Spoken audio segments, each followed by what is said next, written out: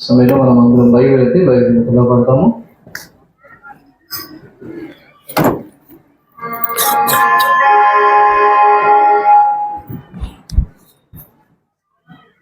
గ్రంథవాగ్దానములని నాది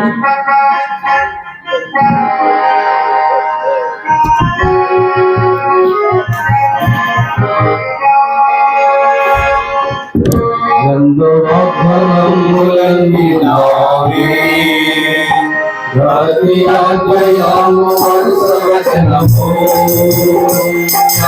దివ్య ప్రేమ వాగ్దానములు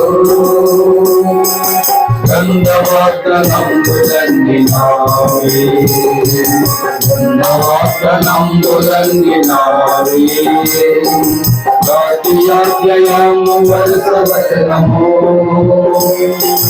దివ్య ప్రేమ వాగ్దానములు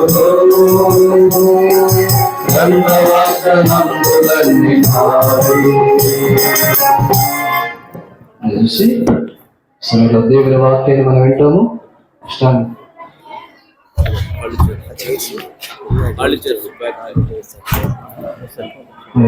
వెనకాల కూర్చుని ఖాళీ ఉన్నాయి, రైట్ కూర్చోండి.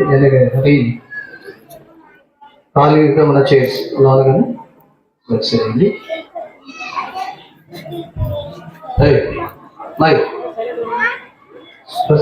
ప్రకాష్ మీరు ఎక్కడ కూర్చోండి, కూర్చోండి చైర్స్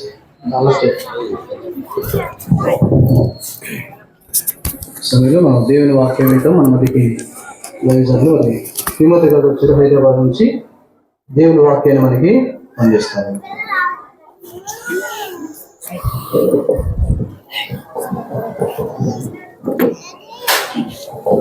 దేవుని పరిశుద్ధ గ్రంథములో నుండి ఈ రాత్రి ఒక వాక్య భాగాన్ని చదువుతాము. దేవుని వాక్యములో నుంచి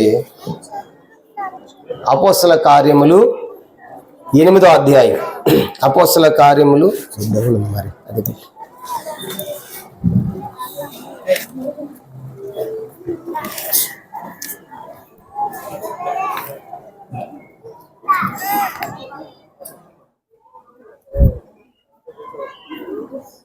అపోస్తల కార్యములు సెట్ చేయండి.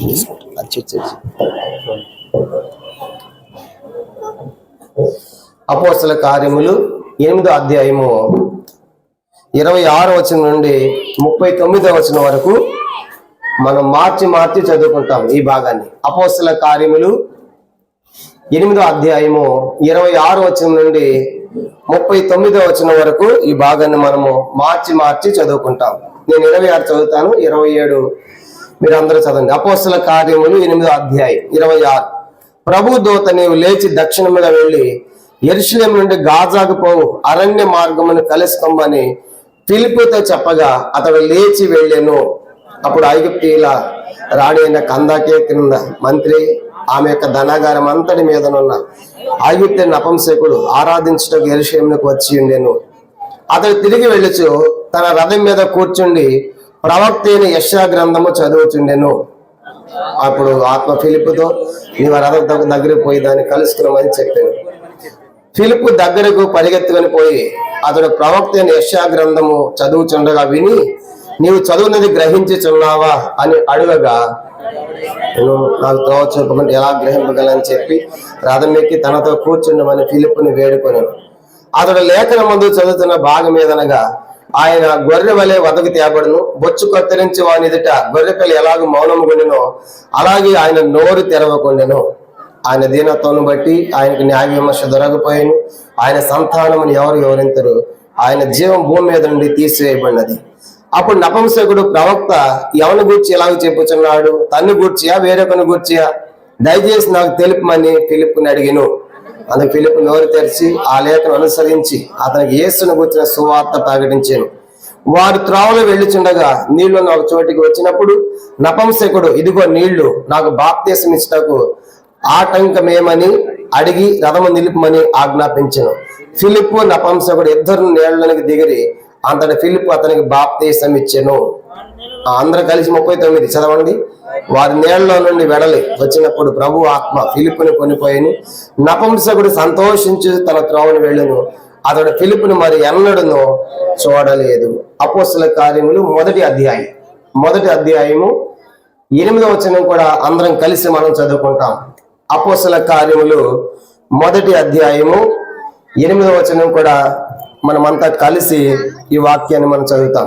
మొదటి అధ్యాయం 8వ వచనం చదవండి. ఆయనను పరిశుద్ధాత్మ మీ మీదకి వచ్చినప్పుడు మీరు శక్తి నొందెదరు గనుక మీరు యెరూషలేములోను యోదయ సమరయ దేశములంతటను బూది గంతముల వరకు నాకు సాక్షులే ఉందని వాడితో చెప్పాను. ప్రార్థన. పరలోక పొందిన మా తండ్రి పరిశుద్ధ దేవ, మీకు స్తోత్రాలు చెల్లించుకుంటున్నాం. ఈ రాత్రికాల సమయంలో నీ పాదాలకు వస్తున్నాం. గత రాత్రి నుంచి ఆరంభించబడినటువంటి ప్రత్యేకమైన కోడికల్లో ఇంతవరకు మీ కృప అనుగ్రహించి ప్రభు గత రాత్రి ఉదయకాలము తన సాయంకాలం సువార్త తిరిగి ఈ చివరి కోడికలో కూడా మీ కృప దయచేయమని ప్రార్థన చేస్తున్నాం. మంచి వార్త మీకు స్తోత్రాలు. పాడిన పాటల ద్వారా మీ నామని మహింపరచుకున్నందుకు వందనాలు ప్రభు. చేరువచ్చిన మాకు యంత్ర శబ్దం ద్వారా వారి వారి గృహాల్లో ఉండి వింటున్నటువంటి మా ప్రియులందరితో కూడా మీరే మాట్లాడండి. నీ యొక్క వాక్యం వినుటి ద్వారా విశ్వాసం కలిగిన రాయబడింది. దయలు మా తండ్రి, మా శక్తి చేత మా భక్తి చేత కాకుండా మీ యొక్క ఆత్మ చేత నడిపించండి. మా సొంత తలంపుల ఆలోచనలు కొట్టివేసి ఈ రాత్రి ప్రభా నీ ప్రజలందరికీ కూడా ఏది అవసరమో అది అనుగ్రహించి మీరే మహిమ పొందమని అయోగదాస్ నిష్ప్రయోజకుడు మీరు అనుగ్రహిస్తే తప్ప ఏమీ పొందలేని వాడిని ఒప్పుకుంటూ మహిమయవత మీకు ఆరోపించుకుంటూ ఇచ్చిన ఈ మంచి వాతావరణం మరి సాయంకాలం మరి వర్ష వాతావరణం తండ్రి తప్పించి ఇచ్చిన మంచి వాతావరణం బట్టి సూచిస్తూ గణపరుస్తూ వచ్చిన పిల్లలందరూ బట్టి వందనాలు చెల్లించుకుంటూ యేసుక్రీస్తు నామమున ప్రార్థించి వేడుకొనిచున్నాము తండ్రి. ఆమేన్. పిల్లలు ఈ రాత్రికాల సమయంలో దేవుడు మానవాల్ని ఎంతగా ప్రేమిస్తూ ఉన్నాడు అనే దాని గుర్తుగా ఈ రాత్రి ఒక వాక్య భాగాన్ని మనం చదివాం. దేవుడు అందరినీ ప్రేమిస్తాడు అనే సత్యాన్ని ఈ రాత్రి అందరూ గ్రహించవలసిన వారుగా ఉంటున్నారు. ఎందుకంటే అపోస్తల కార్యంలో 2 వాక్య భాగాలు మనం చదివాము. మొదటి వాక్య భాగము ఒక నపుంసకుని గురించి మనం చదివాం. అనగా నపుంసకులు అంటే హిజ్రాలు. వాళ్ళు కూడా యేసు ప్రభువారు ప్రేమిస్తూ ఉన్నాడు అనేది ఈ రాత్రి మనం గ్రహించాలి. వారినే కాదు, అపోస్తల కార్యం 8వ అధ్యాయం మనం చదివినప్పుడు మొదటి అధ్యాయం 8వ వచనంలో ఏమని రాయబడింది మనం చూసినప్పుడు, ఆయన ఒక ప్రాంతానికి కాదు, ఒక దేశానికి కాదు కనుక ఎంతవరకు స్వాత ప్రకటించమన్నాడు? బూదిగంతముల వరకు. అనగా యెరూషలేములో ప్రారంభించబడి యోదయ సమరయ గలిలయ దాటుకుంటా కూడా బూదిగంతాల వరకు కూడా అనగా అన్ని ఖండాల్లో ఉన్న ప్రజలను ఆయన ప్రేమిస్తూ ఉన్నాడు. అందుకే యావత్ మానవాళికి కూడా ఆయన సువార్త చెప్పమని శిష్యులకు ఆజ్ఞాపించినట్టుగా మనం చూస్తూ ఉన్నాం. మనం మధ్యాహ్నం చూసాము కనుక మధ్యాహ్నము సువార్త ఎలా ప్రారంభమైందో అనే సంగతి మనం చూసాం. 2వ అధ్యాయంలో సంఘము స్థాపించబడింది. అపోస్తల కార్యము ఇది 28 అధ్యాయాలు కలిగిన పుస్తకము. దీన్ని 3 ప్రధాన భాగాలుగా మనం విభజించాలి. మొదటి 7 అధ్యాయాల్లో యెరూషలేములో సంఘముగా మనం చూస్తాం. మొదటి 7 అధ్యాయాల్లో సంఘము, యేసును నమ్మిన వారు, ఆ శిష్యుల సంఖ్య విస్తరిస్తూ మొదటి 7 అధ్యాయాలు యెరూషలేమంతా సువార్త ప్రకటించారు, యెరూషలేమును బోధతో నింపారని రాయబడింది.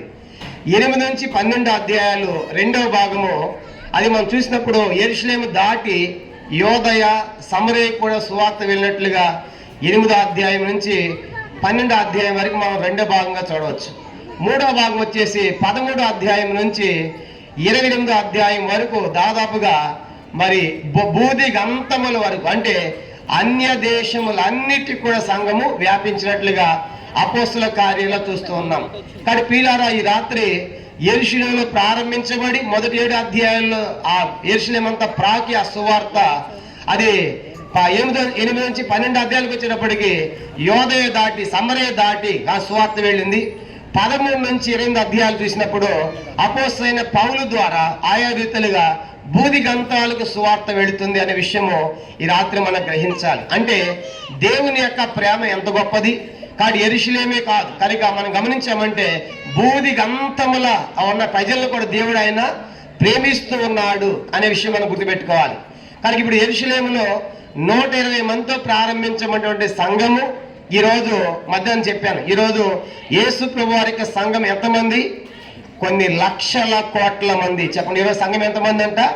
కొన్ని లక్షల కోట్ల మంది ఆయన సంఘం. కనుక ఎంతమంది ప్రారంభించబడింది? అపోస్తలుల కార్యం 1వ అధ్యాయం 13-14 వచనాల్లో 120 మందితో ప్రారంభించబడి ఇది విస్తరిస్తూ, ఇది ఇప్పుడు యేసు ప్రభువు నమ్మిన వారి సంఖ్య లక్షల కోట్లలో ఉన్నారు అనే సంగతి మనం గుర్తించాలి. కారణం ఏంటంటే ఆయన అంతగా ప్రేమిస్తూ ఉన్నాడు. అంత మాత్రమే కాదు, ఈ యేసు ప్రభువు యొక్క ఆయన రక్తం చేత కొనబడిన సంఘము ఎక్కడ ప్రారంభమైంది? ఆయన రక్తం ఇచ్చి కొన్నటువంటి సంఘం ఎక్కడ ప్రారంభమైంది? ప్రపంచానికి మధ్య భాగంలో యెరూషలేములో ప్రారంభమైంది. అది ప్రపంచానికి నాభి, కనుక సెంట్రల్ పాయింట్. మన దేహానికి బొడ్డు ఎలా మధ్య భాగం ఉంటుందో అలాగే యావత్తు దేశానికి కూడా, ఆ ప్రపంచం అంతటికి కూడా యెరూషలేము అనేది ఒక సెంట్రల్ పాయింట్. అంటే మధ్యలో జన్మించాడు, అందరికీ ఆయన దేవుడు అని చెప్పడానికి. అంత మాత్రమే కాదు, అక్కడ యెరూషలేములో ప్రారంభమైనటువంటి సంఘము ఎక్కడ దాకా వచ్చింది? ఈరోజు ఈ రాత్రి విజయవాడ ఆర్ఆర్పేట దాకా వచ్చింది. ఈ సంఘం యొక్క మూలాలు వెనక్కి వెళ్ళామంటే ఎక్కడున్నాయి చెప్పండి. ఈ సంఘం యొక్క మూలాలు ఎక్కడ? యెరూషలేములో అనే సంగతి గుర్తుపెట్టుకోవాలి. కాబట్టి యెరూషలేము నుండి ఆ సువార్త ఈరోజు విజయవాడ ఆర్ఆర్పేట దాకా వచ్చింది. కనుక కొన్ని శతాబ్దాలు గడిచినప్పటికి కూడా ఆయన ప్రేమ విస్తరిస్తూనే ఉంది. ఆయన ప్రేమను కనుక ఎవరు ఆపలేకపోతున్నారు. కారణం ఏంటంటే ఆయన బూది గంతముల వరకు కూడా సువార్త వెళ్ళాలి, అది అందరినీ ఆయన ప్రేమిస్తూ ఉన్నాడనే సంగతి ఈ రాత్రి మీకు జ్ఞాపకం చేస్తున్నాను. అందుకే మనం ఒక వాక్య భాగం చదివాం. కనుక ఈ అర్థం కావాలంటే అపోస్తలుల కార్యములు ఆ 3 భాగాలు గుర్తుపెట్టుకోండి. మొదటి 7 అధ్యాయాల్లో సువార్త యెరూషలేము కనుక లోకల్, కనుక యోదయ యెరూషలేములో విస్తరించింది. 7 నుంచి 12 అధ్యాయాలు వచ్చేటప్పటికి ఆ సువార్త యోదయ దాటి యోదయ దాటి సమరయకుడు వెళ్ళేట్టుగా మనం చూస్తాం. 13 నుంచి 23వ భాగంలో అన్య దేశాలన్నిటికి కూడా బూది గంతాల వరకు కూడా సువార్త వెళ్ళింది. అపోస్తలుల కార్యాలు దాదాపుగా 30 దేశాల ప్రస్తావన ఉంది. అపోస్తలుల కార్యాల్లో 30 దేశాల పేర్లు రాయబడ్డాయి. 100 కంటే ఎక్కువ పట్టణాల పేర్లు రాయబడ్డాయి. కాబట్టి ఒక అపోస్తలుల కార్యాల్లోనే 30 దేశాల పేర్లు అంటే 30 దేశాలకు ఆ దినాల్లోనే సువార్త వెళ్ళండి.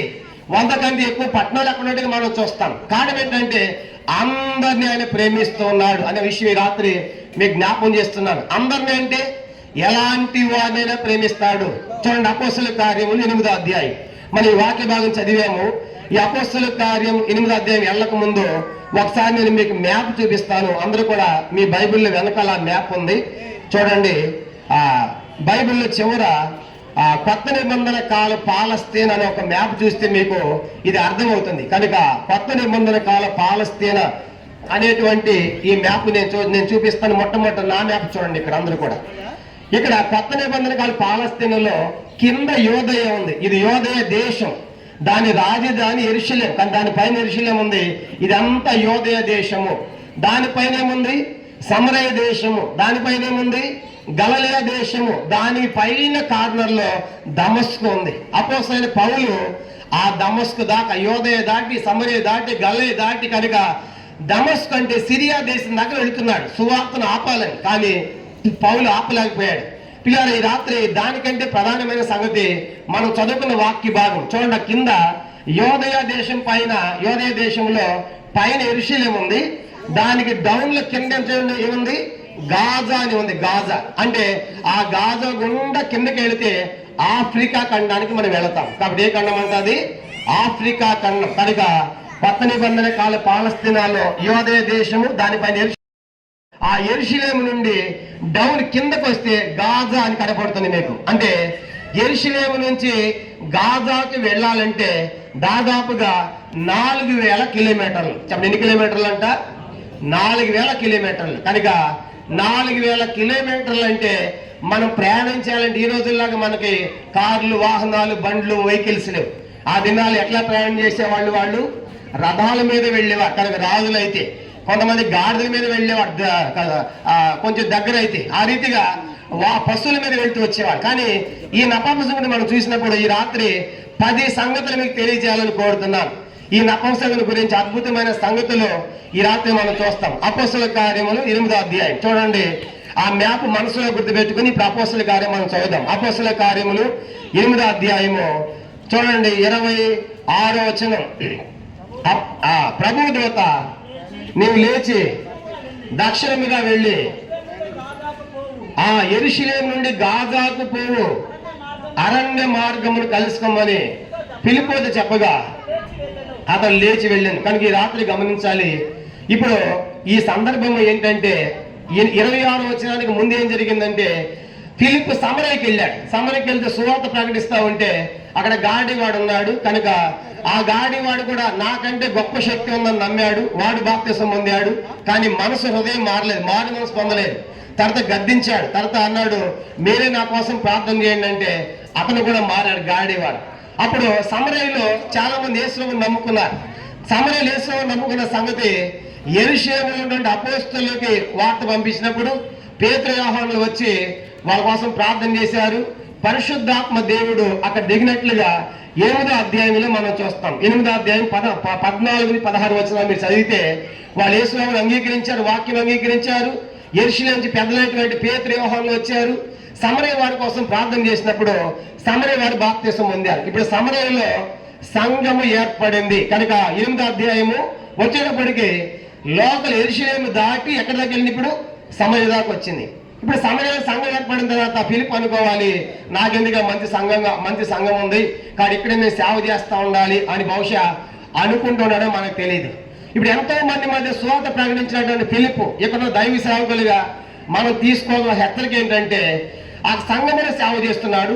చేస్తూ ఉండగా సడన్ గా దేవుడు చెప్పాడు, నువ్వు అర్జెంటుగా బయలుదేరి సమరయాన్ని ఖాళీ చేయాలి అన్నాడు. మనం అయితే ఏం చేద్దాం చెప్పండి? అప్పుడు దాకా అంతమంది సేవ చేసి ఒక్కసారి వెళ్ళాలి. ఎవరి కోసం అంట? ఒక్కరికి వాక్యం చెప్పాలి, ఒక్కరికి సువార్త ప్రకటించాలి. దానికోసం ఖాళీ చేయమని దేవుడే ఫిలిప్ని పంపిస్తూ ఉన్నాడు. కానీ ఇప్పుడు ఫిలిప్ 26వ వచనంలో చూసినప్పుడు నిజంగా ఫిలిప్కి ఎంత తెగింపు ఉంది, ఎంత ఆ దేవుని కోసం సమర్పించుకునే వ్యక్తిగా. అప్పుడు దాకా సంఘంలో ఉన్నటువంటి వ్యక్తి ఒక్కసారిగా ఒక్కరి కోసం పరిగెడుతున్నాడు, ఒక్కరికి సువార్త చెప్పాలని పరిగెడుతున్నాడు, ఒక్కరికి బాప్తిస్మాలని వెళుతున్నాడు. చూడండి, మనము చెప్పమంటే ఒక్కరి సువార్త చెప్తామా? ఇలాంటి ప్రత్యేకమైన కోరికలు అంటే చాలా మంది వస్తారని మనం ఎక్స్పెక్ట్ చేస్తాం. మనం అనుకున్న దానికన్నా రాలేదనుకోండి, ఏమైపోతాం? మనం అంతా డల్ అయిపోతాం. కాబట్టి ఏం తప్ప ఇంతమంది, అసలు కొంతమంది మనుషులు లేకపోతే మనము చాలా నిరసిల్లిపోతాం. అంటే ఎక్కువ మంది ఉంటే మన బోధ కూడా పెరుగుతుంది అన్నమాట. ఇప్పుడు ఫిలిప్ని చూసి దైవ సేవకులు మనం ఏం తెచ్చుకోవాలంటే 100 మంది ఉన్నా ఒకటే చెప్పాలి, ఒక్కడికి కూడా ఒకటే చెప్పాలి. ఇప్పుడు బాప్తిసం కూడా ఎంతమందికి ఇచ్చాడు ఫిలిప్? ఒక్కరికి. మనం ఏం చేస్తాం? ఒకళ్ళు బాప్తిసం అయితే ఆయనకు 10 మంది అవని, 4 అవని అని అంటారు. కాబట్టి బాప్తిసం విషయంలో వాయిదా వేసేది కాదు. కానీ రాత్రి చూడండి 26వ వచనంలో దేవుడు ఫిలిప్తో చెప్పాడు. ఫిలిప్ సమరయ ఖాళీ చేసి ఏం చేస్తున్నాడంట? సమరయ ఖాళీ చేసి యెరూషలేము నుండి గాజాకు పోయేటువంటి అరణ్య మార్గానికి వెళుతున్నాడు. ఎందుకు వెళ్ళమన్నాడు? చదవండి ఇప్పుడు 27వ వచనం అందరం కలిసి. అపోస్తలుల కార్యములు 8వ అధ్యాయము 27వ వచనం. అప్పుడు ఐథియోపియాల రాణి అయిన కందాకే క్రింద మంత్రి ఆమె యొక్క ధనాగారం అంతటి మీద ఉన్న ఐగుప్తీయుల నపుంసకుడు, ఆ ఐథియోపియా నపుంసకుడు ఆరాధించుటకు యెరూషలేమునకు వచ్చి ఉండేను. మనం గమనించామంటే ఒక నపుంసకుడని మనం చూస్తున్నాం. చెప్పండి ఎవరంటే ఆయన ఒక నపుంసకుడు. నపుంసకుడు అంటే మనకు అర్థమయ్యే భాష చెప్పాలంటే హిజ్రాల్. కనుక వారిని కూడా యేసు ప్రభు వారు ప్రేమిస్తూ ఉన్నాడు, కనుక వారిని కూడా ఆయనే పుట్టించాడు. కాబట్టి ఈ రాత్రి ఈ యొక్క నపుంసకుడు వాస్తవానికి ఎవరంటే ఆయన యొక్క స్థితి మనం చూసినప్పుడు ఆ ఐథియోపియాల రాణి అయిన కందాకే క్రిందని మనం చూస్తాం. కందాకే అనేది ఐథియోపియాల యొక్క బిడుద అనమాట. ఐగుప్తులో రాజులు ఫరోలను పిలిచేవాళ్ళు, రోమా చక్రవర్తులను కైసర్లను పిలిచేవాళ్ళు. ఆ రీతిగా ఐథియోపియా దేశంలో వాళ్ళ బిరుదు ఏంటంటే కందాకే అనేది ఒక బిరుదు అన్నమాట. కాబట్టి అక్కడ ఒక రాణి ఉంది ఆ దేశానికి. ఆ రాణి కింద ఇతడు ఒక ఆర్థిక మంత్రి, ఫైనాన్షియల్ మినిస్టర్. కాబట్టి ఇతడు చాలా చిన్న పోస్ట్ కాదు, ఇతనిది చాలా హై పోస్ట్ అన్నట్టు. చూడండి, ఆ ఆర్థిక మంత్రి అంటే ఒక దేశానికి ఎంత పెద్ద స్థానం అది. మన కేంద్రంలో మన ఆర్థిక మంత్రి ఉంది కనుక నిర్మలా సీతారామన్. కనుక దేశంలో జరిగేటువంటి ఆర్థిక వ్యవహారాలు డబ్బంతా ఫైల్ మీద సంతకం ఎవరు పెట్టాలి? ఆమె. కాబట్టి అలాంటి పోస్ట్ అన్నమాట ఇప్పుడు నపుంసకుడు కూడా. కాబట్టి అంత మాత్రమే కాదు, ఇతడు ఒక అన్యుడు. ఇప్పుడు ఎవరంటే ఇతడు ఒక అన్యుడు, కానీ యోధా మతాన్ని స్వీకరించాడు, అన్యుడిగా ఉన్నాడు. అంత మాత్రమే కాదు, ఒక రాణి కింద ఒక ఆర్థిక మంత్రిగా గొప్ప అధికారం కలిగిన వాడిగా మనం చూస్తాం. అది మాత్రమే చూసినప్పుడు ఇంకా అద్భుతమైన విషయం ఏంటంటే ఇతడు ఏ దేశం చెందిన వాడంట? ఇథియోపియా. కనుక ఇది ఏ ఖండం ఉంటుంది? ఈ యొక్క దేశం ఆఫ్రికా కాంటినెంట్. చెప్పండి ఏంటంట? ఆఫ్రికా ఖండం. కాబట్టి అంటే 8వ అధ్యాయానికి సువార్త ఎక్కడి దాకా పోయింది? ఆఫ్రికా ఖండానికి వెళుతుంది. యెరూషలేములో ప్రారంభమైన 2వ అధ్యాయంలో సంఘము 8వ అధ్యాయం వచ్చేటప్పటికి ఇది ఖండాలు దాటి వెళుతుంది. కనుక ఇది ఆఫ్రికాకి వెళ్ళబోతుంది సువార్త. కానీ ఇప్పుడు ఆఫ్రికా దేశం నుండి ఐథియోపియా నుండి యెరూషలేము రావాలి అంటే ఎన్ని కిలోమీటర్లు అని చెప్పాను? 4000 కిలోమీటర్లు. ఊహించండి, 4000 కిలోమీటర్లు ఆయన దేనికోసం వస్తున్నాడు? చెప్పండి, దేనికోసం వస్తున్నాడంట? చదవండి. దేనికోసం? 27 వచనం, ఆరాధించుటకు యెరూషలేమునకు వచ్చి ఉండేను. కాబట్టి 4000 కిలోమీటర్లు దేనికోసమైన ప్రయాణము? దేనికోసం అంట? ఆరాధించాలి. 4 కిలోమీటర్లు అయితే మనం తిప్పలు పడుతూ ఉంటాం, మందిరం మాకు దూరం అయిపోయిందంట. కానీ ఇప్పుడు ఆయన 4000 కిలోమీటర్లు అంటే ప్రయాణం చేయాలంటే రథము సుమారుగా రోజుకి 100 కిలోమీటర్లు నడవలేదు, ఎందుకంటే పశువులు లాగాలి. కాబట్టి రోజుకి 100 కిలోమీటర్లు అంటే ఇప్పుడు 4000 కిలోమీటర్లకు ఎన్ని రోజులు పడుతుంది? 4 × 40 × 100. కనుక రోజుకి 100 కిలోమీటర్లు చొప్పున 4000 కిలోమీటర్లు అంటే ఎన్ని రోజులు పడుతుంది? 40 రోజులు. చెప్పండి, ఎన్ని రోజులు అంట?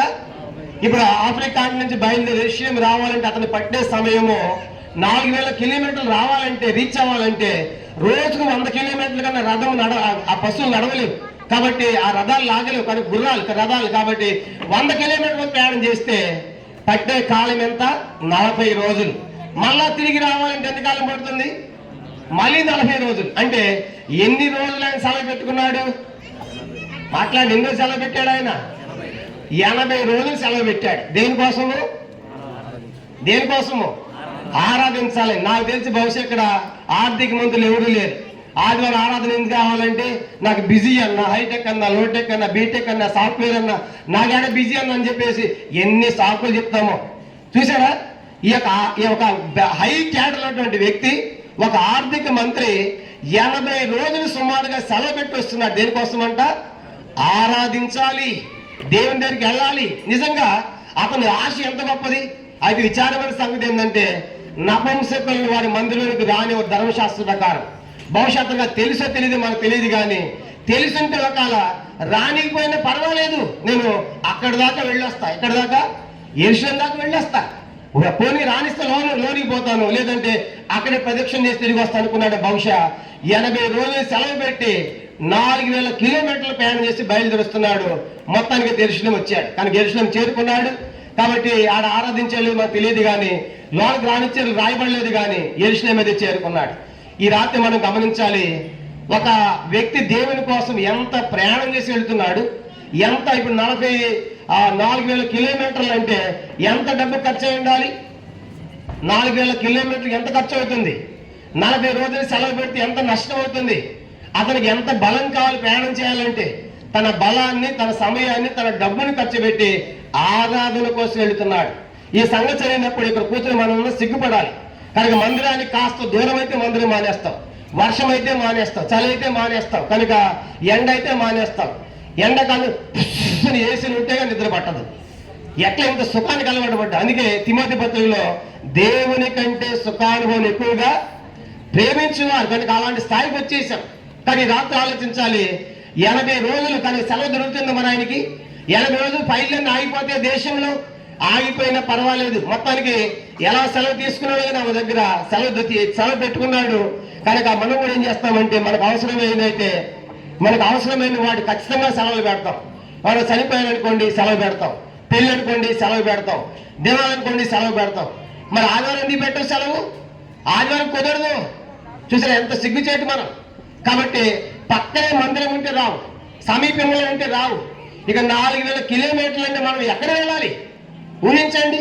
కానీ యెరూషలేము వచ్చాడు. యెరూషలేము వచ్చి దేవుని మందిరానికి వచ్చాడు, తిరిగి వెళ్తా ఉన్నాడు. తిరిగి వెళ్తా ఒట్టొట్టిగా పోలా, ఏదో కాలక్షేపంలో వచ్చి దాని చుట్టూ తిరిగి వెళ్ళటం లేదు. కనుక ఏం చేశాడంటే ఆయన చూడండి 28 అతడు తిరిగి వెళ్ళొచ్చు తన రథం మీద కూర్చుండి ప్రవక్త అయిన యెషయా గ్రంథమును చదువుచుండెను. కానీ ఇప్పుడు అతడు వచ్చాడు, యెరూషలేము మళ్ళా రిటర్న్ అవుతున్నాడు. 40 రోజులు టైం పట్టింది. వచ్చాడు, పని చూసుకున్నాడు, తిరిగి ప్రయాణం అవుతా ఉంటే తన చేతులు ఏముందంట? ఆయన చేతులు ఏముంది? యెషయా గ్రంథం. ఎక్కడ దాని గ్రంథం? వెళ్ళేటప్పుడు ఆయన చేతిలో ఉంది గ్రంథము? వెళ్ళేటప్పుడు ఆయన చేతిలో గ్రంథం లేదు. యెరూషలేములో ముందే ఆర్డర్ ఇస్తే ఆ దినాల్లో చుట్టల మీద, తోళ్ల మీద, చర్మపు వాటి మీద ఈ గ్రంథాలు రాసేవాడు. కానీ ఇక్కడ గ్రంథాలు రాసేవాళ్ళు బాగా ధనవంతులే, వాళ్ళు కొనుక్కునేవాడు. ఇతడు చెప్పే కదా ఏ స్థానం ఇతడు? ఆర్థిక మంత్రి. కాబట్టి బహుశా రెడీగా యెషయా గ్రంథం ఉన్నట్టుంది. ఏదైనా ప్రతి నాకు దొరుకుతుందంటే ఇదిగో యెషయా గ్రంథం ఉందని అన్నారు, డబ్బులు ఇచ్చాడు, కొనుక్కున్నాడు. మందిరానికి వెళ్ళి మనం కూడా మీటింగ్కి వెళ్తాం. అక్కడ స్పెషల్ మీటింగ్ అంటే ఏం చేస్తాం? కనుక ఐస్ క్రీములు, పల్లీలు, ఇంకేముంటాయి, గప్చిప్పులు తింటా ఉంటాం అంట. అవి బాగానే కొంటాం. కనుక మీటింగ్కి వెళ్ళి ఆడ ఏం పుస్తకాలు ఉన్నాయా, దేవుని వాక్యం ఉందా, బైబిల్ ఇవి కాదు. కనుక అవన్నీ తిరుగుతూ ఉంటారు. వచ్చింది మీటింగ్కి, కానీ ఆ గప్చిప్ దగ్గరే ఉంటారు మనుషులంతా కూడా. కనుక ఆ పల్లీల దగ్గరే తినుకుంటూ తాక్కుంటా. ఇతడు పల్లీలు, గప్చిప్పులు కొన్నా. ఏం కొన్నాడు చెప్పండి? యెషయా గ్రంథాన్ని కొన్నాడు. అంటే తనకి ఎంత ఆశ ఉంది చూడండి. కానీ ఇప్పుడు మరి గ్రంథాన్ని కొంటాం, మనం కూడా గ్రంథాన్ని కొంటాం. కొంటది ఏం చేస్తాము? అమ్మో కొత్త బైబిల్, దీన్ని ఏం చేయాలంటే బీరువాలో పెట్టాలి, వెళ్ళిందా ఓపెన్ చేయకూడదు. చూసారా? అలాంటి వాళ్ళు కూడా ఉంటారు. కనుక కొనేది ఎందుకు? బీరువాలో పెట్టేదానిక? కానీ క్రిస్మస్ అప్పుడు తెచ్చేదానిక, ఈస్టర్ తెచ్చేదానిక బైబిల్ గ్రంథం కొనేది? కనుక బైబిల్ నలిగుంటే ఒట్టు, ఎక్కడ నలిగిపోయిద్దో. ఎందుకు? చదవరు. కానీ ఇప్పుడు కొంత వెంటనే అతను ఏం చేస్తున్నాడంట? యెషయా గ్రంథం అపోస్తలుల కార్యం 8వ అధ్యాయం చూడండి 8వ వచనం. అలా తిరిగి వెళ్ళొచ్చు తన రథం మీద కూర్చుండి ప్రవక్త యెషయా గ్రంథమును చదువుచుండేను. చెప్పండి ఏం చేస్తాడంటే అతను ఆ గ్రంథాన్ని చదువుతూ ఉన్నాడు. కాబట్టి ఈ రాత్రి ఆలోచించాలి, అతనికి దేవుని వాక్యం అంటే ఎంత ఆశ ఉంది. ఎట్లా చదువుతున్నాడంటే ఫిలిప్పుకి వినబడేటట్టుగా. చూడండి కింద వచ్చిన 29. అప్పుడు ఆత్మ ఫిలిప్పుతో నీవు ఆ రథము దగ్గర పోయి కలుసుకోవని చెప్పింది. అతనికి సువార్త ప్రకటించాలనే తలంపు వచ్చింది ఫిలిప్పుకి కాదు. ఎవరు చెప్పండి? పంపిస్తుంది ఎవరు? ఆత్మ. 26 వచ్చిన కూడా పైన ప్రభు దూత. కానీ ఇప్పుడు దేవుడు ఎంతగా ప్రేమిస్తున్నాడంటే ఈ నపుంసకుడు ఒక్కడి సువార్త చెప్తే ఏ ఖండానికి వెళ్తుంది సువార్త? ఆఫ్రికా ఖండానికి వెళ్తుంది. ఇతడు సామాన్యుడు కాదు, ఇతడు ఒక అధికారి, ఒక కేంద్ర మంత్రి. కాబట్టి ఇతను నమ్మితే మాత్రము ఆఫ్రికా ఖండం అంతా సువార్త పోతుంది. కాబట్టి అతను ఒక్కడి చెప్పాలని చెప్పేసి దేవుడే పంపిస్తున్నాడు. ఆయన కార్యాలు ఆయన జరిగిస్తున్నాడు, మనం నిమిత్త మాత్రం. కాబట్టి అందుకే 10వ అధ్యాయంలో సువార్త ఎవరు 10వ అధ్యాయంలో తీయాల్సిన పని ఎవరికి సువార్త చెప్తాడు? పేతురు కొర్నేలికి చెప్తాడు. అన్నిటి కొర్నేలికి. ఎందుకు కొర్నేలి? 100 మంది మీద శతాధిపతి, ఒక రోమా ఆఫీసర్, ఆయన రోమా గవర్నర్. కాబట్టి ఆయన కైసరేలో ఉన్నాడు. కైసరే రోమా గవర్నర్లకి ట్రాన్స్ఫర్లు ఉంటాయి, ట్రాన్స్ఫర్స్. కాబట్టి ట్రాన్స్ఫర్లు అయినప్పుడు వాళ్ళు ఎక్కడి దాకా వెళ్తారు? రోమా కేంద్రం ఏంటి, ఆ కైసర కేంద్రం ఏంటి, రోమ్. కాబట్టి ఈ గవర్నర్ ఖచ్చితంగా ఎవరు కలుసుకుంటాడు, వెళ్ళి రోమ్లో ఉన్న కైసర్ కలుస్తాడు. కాబట్టి ఈ కొన్నేళ్ళు ఒక్కడి మారితే ఎక్కడ పోయి సువార్త రోమ్ దాకా వెళుతుంది. చూసే దేవుడు ఎలాంటి వ్యక్తిని పట్టుకుంటున్నాడు. కాబట్టి దేవుని యొక్క కార్యాలు అలా ఉంటాయి. కానీ రాత్రి మనం గమనించినప్పుడు మనకి ఏం అర్థమవుతుందంటే, ఆ ఫిలిప్పుని కలుసుకోమన్నాడు. ఫిలిపు పరిగెత్తుకుంటూ కూడా రథము దగ్గరికి పోయాడు. చూడండి 29వ వచనం. అప్పుడు ఆత్మ ఫిలిపుతో నీవు ఆ రథము దగ్గరికి పోయి దాన్ని కలుసుకున్నామని చెప్పాను. 30 ఫిలిపు దగ్గర పరిగెత్తుకుని పోయి అతడు ప్రవక్త యెషయా గ్రంథం చదువుతుండగా విని, నీవు చదువునది గ్రహించున్నావా అని అడుగుగా. అంటే ఫిలిపు రథం దగ్గరికి వెళ్ళేటప్పటికి ఏం చదువుతున్నాడు ఆయన? యెషయా గ్రంథం. ఎట్లా చదువుతున్నాడంట? బిగ్గరగానా లేకంటే చిన్నగానా? మనం చదవమంటే నోట్లో నుంచి మాట రాదు, అరమంటే మాత్రం కేకలేస్తాం చేపల మార్కెట్ లాగా. అతను ఎట్లా చదువుతున్నాడంటే రథము దగ్గర నుంచి వినపడుతుంది ఫిలిప్కి, అంత గట్టిగా చదువుతున్నాడు వాక్యం. చూసారా? నోరు ఇచ్చినప్పుడు చదువున్నప్పుడు ఏం చేయాలి? దేవుని యొక్క వాక్యాన్ని చదవాలి. ఒక ఆయన పాట రాశాడు, కళ్ళు ఉన్నప్పుడు చూడలేకపోయాను వాక్యాన్ని చదవాలి, చెవులు ఉన్నప్పుడు వినలే. ఇప్పుడు కళ్ళు పోని చెవులు పోని వాక్యమేనా అని ఆశ ఉంది. మా దగ్గర హైదరాబాద్లో ఒక సహోదరి వాళ్ళ తల్లి గారు ఉంది కనుక చాలా దేవుని ప్రేమించేది. ఆ విజయవాడ వాస్తవ్యాలు ఎన్నో పుస్తకాలు రాసింది కనుక ఎన్నో పుస్తకాలు చదివింది దాన్ని. ఇప్పుడు కళ్ళు కనపట్టలేదు. ఆ ఆశ ఏంటంటే నేను బైబిల్ చదవాలని. కానీ ఇప్పుడు కళ్ళు కనపట్టలేదు. దీని అంతా టీవీ దగ్గర కూర్చుంటది, వర్తమానాలన్నీ వినుకుంటా ఉంటది. ఎంత ఆశ! అందుకే చెప్పేది ఏంటంటే మనకు కళ్ళుండగానే ఏం చేయాలి? వాక్యాన్ని చదవాలి. కాబట్టి ఇప్పుడు అతను బిగ్గరగా చదువుతున్నాడు. అది ఎవరికి వినపడుతుందంట? ఫిలిప్ కనపడింది. కానీ ఫిలిప్ కనపడి చదివేది నీకు అర్థమవుతుందా అన్నాడు. అనగానే ఎవరన్నా చెప్పకపోతే నాకు ఎలా అర్థమవుతుంది, త్రోవ చూపించకపోతే నాకు ఎలా తెలుస్తుంది అంటే యథార్థముగా ఏం చేస్తాడు ఆయన? ఒప్పుకున్నాడు. మనమైతే నీకు అర్థమైందంటే కొన్నిసార్లు వేస్తాం, అమ్మో నేను సేవకుని కాబట్టి నాకు తెలియదంటే ఎట్లాగూ అని తెలిసటే నటన చేస్తూ ఉంటాం. అలా చేయకూడదు. తెలియనప్పుడు తెలియదని నేర్చుకోవాలి. కనుక తప్పేముంది? ప్రతి ఉపాధ్యాయుడు నిరంతరం ఒక విద్యార్థి. కాబట్టి ఎంత నేర్చుకుంటామో అంత వాడుకుంటాడు దేవుడు.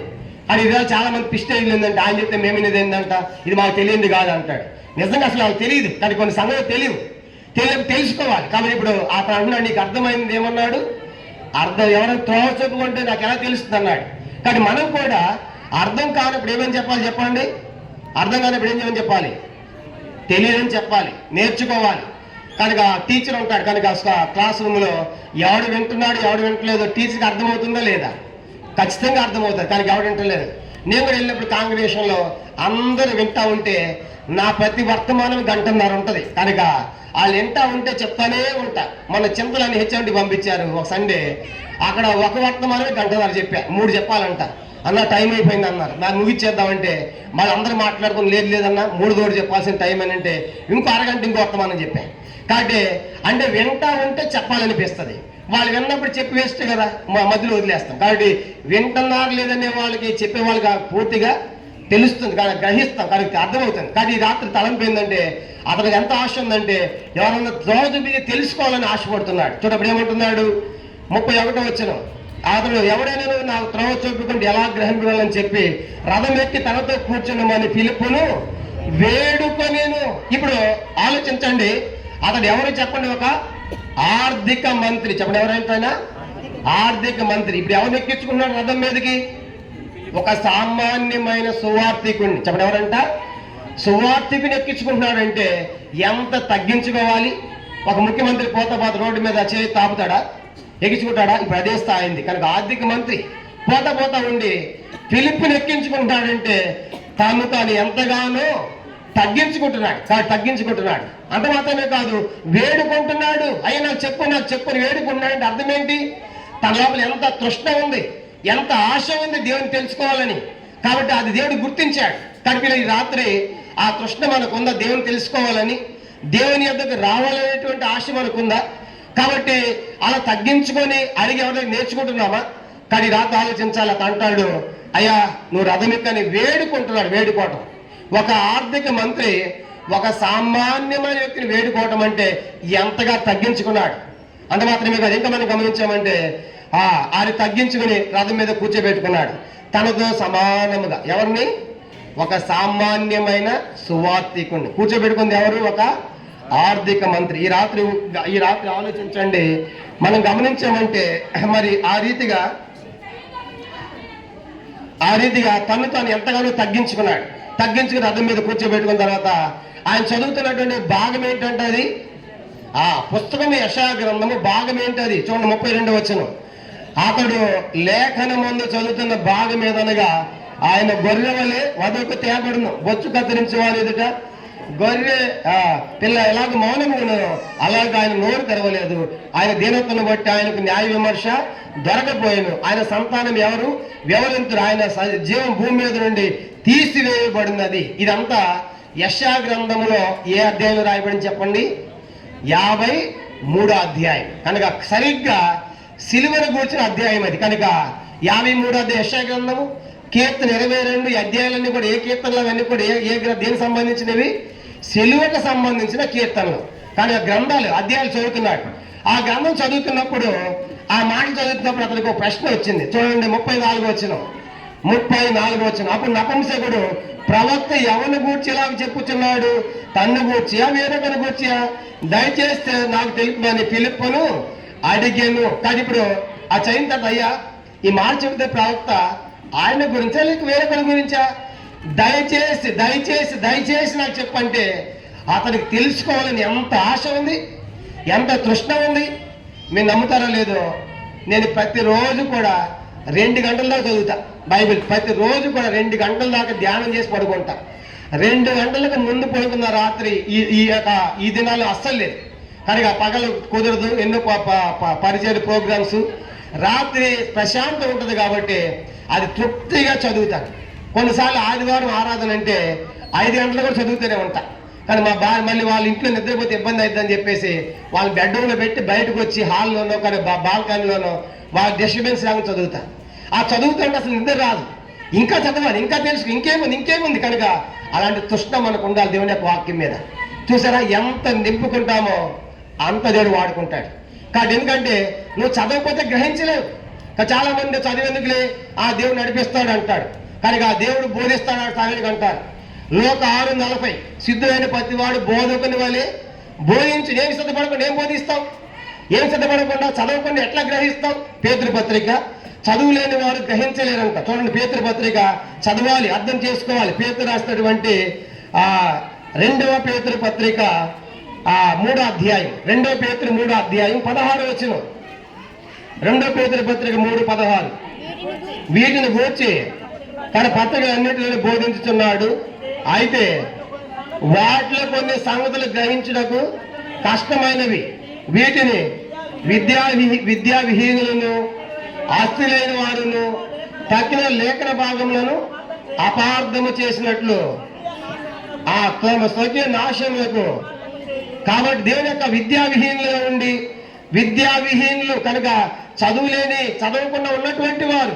ఇప్పుడు దాన్ని చదువు లేకపోతే అది వేరే సంగతి. ఇప్పుడు చదువుకున్నావు సరైన దాన్ని గ్రహించాలి కదా. కాబట్టి విద్యావిహీనులు దాన్ని ఏం చేయలేరంట? గ్రహించలేకుండా తప్పు బోధలు చేస్తారు. కాబట్టి ఈ రాత్రి ఆలోచించాలి. ఆ నపుంసకుడు అడుగుతున్నాడు, అయ్యో దయచేసి నాకు తెలిపని అడుగుతున్నప్పుడు అతను ఏం చెప్పాడంట? చూడండి 35వ వచనం. అపోస్తల కార్యములు 8:30. అందుకు ఫిలిప్పు నోరు తెరచి. చాలు, అందరూ చూడండి. ఫిలిప్ ఇప్పుడు ఏం తెరిచారంట? నోరు తెరిచారు. ఫిలిప్ నోరు తెరిచి ఏమొచ్చింది? చదవండి. నోరు తెరిచి ఆ లేఖను అనుసరించి అతనికి యేసుని గూర్చిన సువార్త ప్రకటించను. ఇప్పుడు ఆలోచించండి, ఫిలిప్ నోరు తెరిస్తే ఏమొచ్చింది? సువార్త వచ్చింది. పేతురు నోరు తెరిస్తే అపోస్తల కార్యములు. ఇక్కడే చూడండి, అపోస్తల కార్యములు మనం గమనించామంటే అపోస్తల కార్యములు 10వ అధ్యాయం. ఇక్కడ ఒక మాట రాయబడింది, అపోస్తల కార్యములు 10వ అధ్యాయము. పేతురు గురించి రాయబడింది, పేతురు నోరు తెరచని. చూడండి, అపోస్తల కార్యములు 10వ అధ్యాయం మనం గమనించామంటే చదవండి వచ్చినేమో. అపోస్తల కార్యం 10వ అధ్యాయం. పేతురు కూడా నోరు తెరిచి వాళ్ళకి సువార్త 33వ వచనం. అపోస్తల కార్యం 10:33 చదవండి. చివరి భాగము అందుకు 33 చివరి భాగము అందుకు పేతురు నోరు తెరిచి ఇట్లా నేను కాబట్టి యేసుక్రీస్తు అందరికి ప్రభు అని చెప్పాడు. పేతురు నోరు తెరిస్తే ఏమొచ్చింది? సువార్త వచ్చింది. ఫిలిప్పు నోరు తెరిస్తే ఏమొచ్చింది? సువార్త వచ్చింది.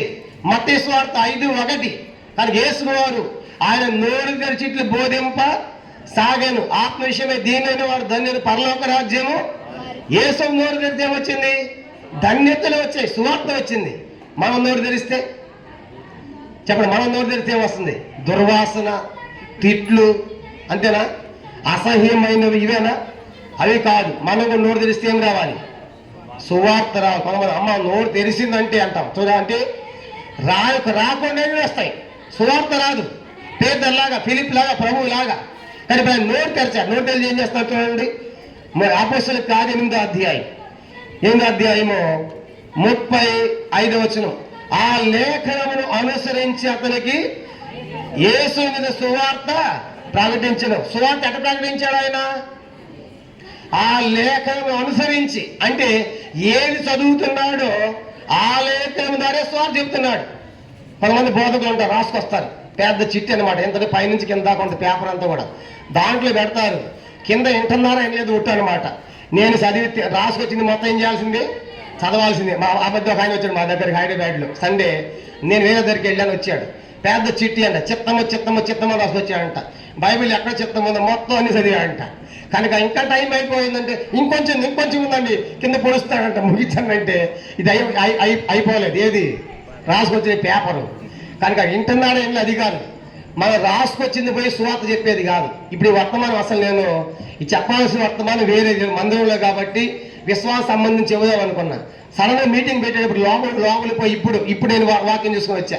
కాబట్టి వర్తమానం మారిపోయింది. కాబట్టి ఈ వర్తమానం బయట కాబట్టి అందరూ సువార్త చెప్పాలి అని చెప్పేసి నేను అనుకున్న వర్తమానం క్యాన్సిల్ చేసుకుని ఇప్పుడు వేరే చెప్తున్నాను అన్నమాట. అంటే నేను చెప్పాలని తలంపు ఏంటంటే, మనము సువార్త కూడా మనం రాసుకెళ్ళింది సిద్ధపడింది చెప్పేది కాదు. అక్కడ సందర్భాన్ని బట్టి, సన్నివేశాన్ని బట్టి వాళ్ళకి ఎలా అర్థమవుతుందని ఆలోచన చెప్పాలి. ఉదాహరణగా అపోస్తలుల గారు 7వ అధ్యాయంలో స్టెఫను సన్నిహద్రిని సభ నిలబడినప్పుడు నువ్వు మందిరం నీ దేశం దూషించావంట కదా, పరిశుద్ధ మందిరాన్ని దూషించావంట కదా, ధర్మశాస్త్రం అతిక్రమించావంట కదా. అంటే వాళ్ళంతా సన్నిహద్రిని సభ, వాళ్ళ ధర్మశాస్త్రం బాగా తెలుసు. అప్పుడు అపోస్తలుల 7వ అధ్యాయంలో పౌలు ఎలా మొదలు పెడతాడు? ఐలారా మన పితడు అబ్రాహాం తెలుసు కదా, ఇస్సాకు తెలుసు కదా, యాకోబు తెలుసు కదా, సొలొమోను తెలుసు కదా, మోషే తెలుసు కదా. మోషే సొలొమోను ఏం కట్టాడు? మందిరం కట్టాడు కదా. కానీ దేవుడు ఏమన్నాడు? కట్ట హస్తగత ఆలయంలో దేవుడు నివసింపడున్నాడు. కాబట్టి మందిరంలో దేవుడు ఉన్నాడు. ఎక్కడ ఉంటాడు? మన హృదయాల్లోనే. మీ ముష్కరులు మీ చెవులు ఇవ్వలేదు, హృదయాలు తగలేదు, కానీ వాళ్ళ బీపీ వచ్చేసింది. అంటే వాళ్ళ సువార్త ఎట్లా మొదలు పెట్టాడు? అబ్రహాంతో మొదలు పెట్టాడు. ఎవరు వాళ్ళు? యూదులు. కాబట్టి వాళ్ళకి తెలుసు. కాబట్టి యూదుల మధ్యకి వెళ్ళినప్పుడు ధర్మశాస్త్రవేత్తలను స్వార్థ ప్రకటించాడు. అలాంటిది 17వ అధ్యాయం అపోస్తలుల గారు 17వ అధ్యాయంలో ఏథెన్సు పట్టణానికి వెళ్తాడు. పట్టణానికి వెళ్ళినప్పుడు ఆ పట్టణం అంతా విగ్రహాలతో ఉన్నప్పుడు ఆ పేతురు యొక్క పౌలు యొక్క మనసు పరితాపం పట్టలేక 10 చదువుకుంటా పోయాడు.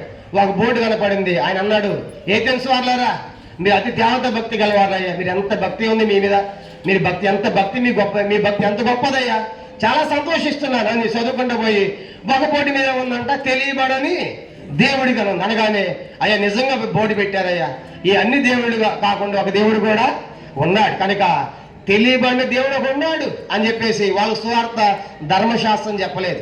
ఏం చెప్పాడు? అపోస్తలుల కార్యం 17వ అధ్యాయం.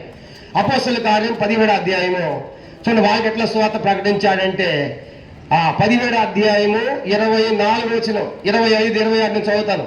అపోస్తలుల కార్యం 17:24 నుంచి.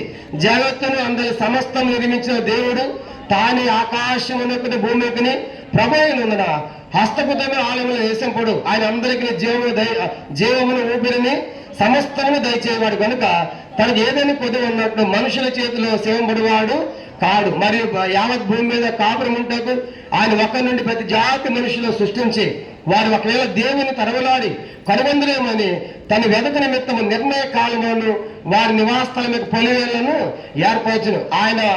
ఆయన మనలో ఎవరు దూరముగా ఉండేవాడు కాడు. ఎట్లా సువార్త చెప్పాడు? అయ్యా ఆకాశం ఉంది, ఒక దేవుడు పుట్టించాడు.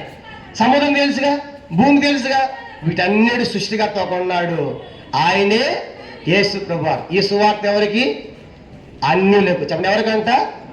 అక్కడ పోయి బైబిల్ ప్రకటితే అర్థం కాదు వాళ్ళకి. కాబట్టి బైబిల్ తెలిసిన వాళ్ళ మధ్య బైబిల్ ప్రకారం సువార్త చెప్పు. అందుల మధ్యకి వెళ్ళినప్పుడు చెప్పు, సృష్టి చెప్పు. కనుక ఈ సృష్టి అంతా కూడా ఆయనే. కీర్తన 95:4 సముద్రము ఆయనది. 25:2 సముద్రం కానీ సరిహద్దు నియమించాడు. కాబట్టి 24 కీర్తన భూమియు ఆ సర్వ పరిపూర్ణతయు ఆయనవే. కాబట్టి ఎక్కడ ఎవరికి ఎట్లా చెప్పాలో అలాంటి గ్రహింపు అలాంటి ఆలోచన మనకు ఉండాలి. కానీ ఇప్పుడు పిలుపు ఏ సువార్త చెప్తున్నాడు? పిలుపు సువార్త యేసు ప్రభువు సమాధి చేయబడ్డాడు, తిరిగి లేచాడు, యెరూషలేము అంతకుముందే సిలువేశారని అవి మొదలు పెట్టలా. ఏం మొదలు పెట్టాడంట? ఆయన చదువుతున్నటువంటి యెషయా గ్రంథం 53వ అధ్యాయమునే ఆ లేఖనమును అనుసరించి, కనుక ఏ లేఖనము? ఆయన చదువుతున్నటువంటి ఆ భాగమే తీసుకుని దానితోనే సువార్త చెప్పాడు. కాబట్టి సేవకులుగా మనం గ్రహించాల్సింది ఏంటంటే, సువార్త మనం కూడా పౌలులాగా ఫిలిప్పులాగా ఎవరికి ఎట్లా చెప్పాలో అలా గ్రహింపు మనకు ఉండాలి. ఇప్పుడు సువార్త ప్రకటించాడు. ఏ సువార్తను చూడండి, అపోస్తలుల కార్యం 8వ అధ్యాయం. అపోస్తలుల కార్యములు 8వ అధ్యాయం మనం గమనించామంటే 26. అందుకు ఫిలిప్పు నోరు తెరిచి ఆ లేఖను అనుసరించి అతనికి యేసును గూర్చిన సువార్త ప్రకటించెను. తర్వాత వారు త్రోవలో వెళుచుండగా నీళ్లు ఒక చోటుకు వచ్చినప్పుడు నపుంసకుడు, ఇదిగో నీళ్లు నాకు బాప్తిస్మిష్ట ఆటంకమేమని అడిగి రథం నిలుపుమని ఆజ్ఞాపించిన. ఒకటి కిందేసి నువ్వు పూర్ణ హృదయంతో విశ్వసిస్తే నువ్వు బాప్తిసము తీసుకోవచ్చు. కానీ ఇప్పుడు ఆ సువార్త చెప్పాడు, సువార్త విన్నాడు, సువార్త నమ్మాడు. దారిలో పోతా ఉంటే నీళ్లు కనపడ్డాయి.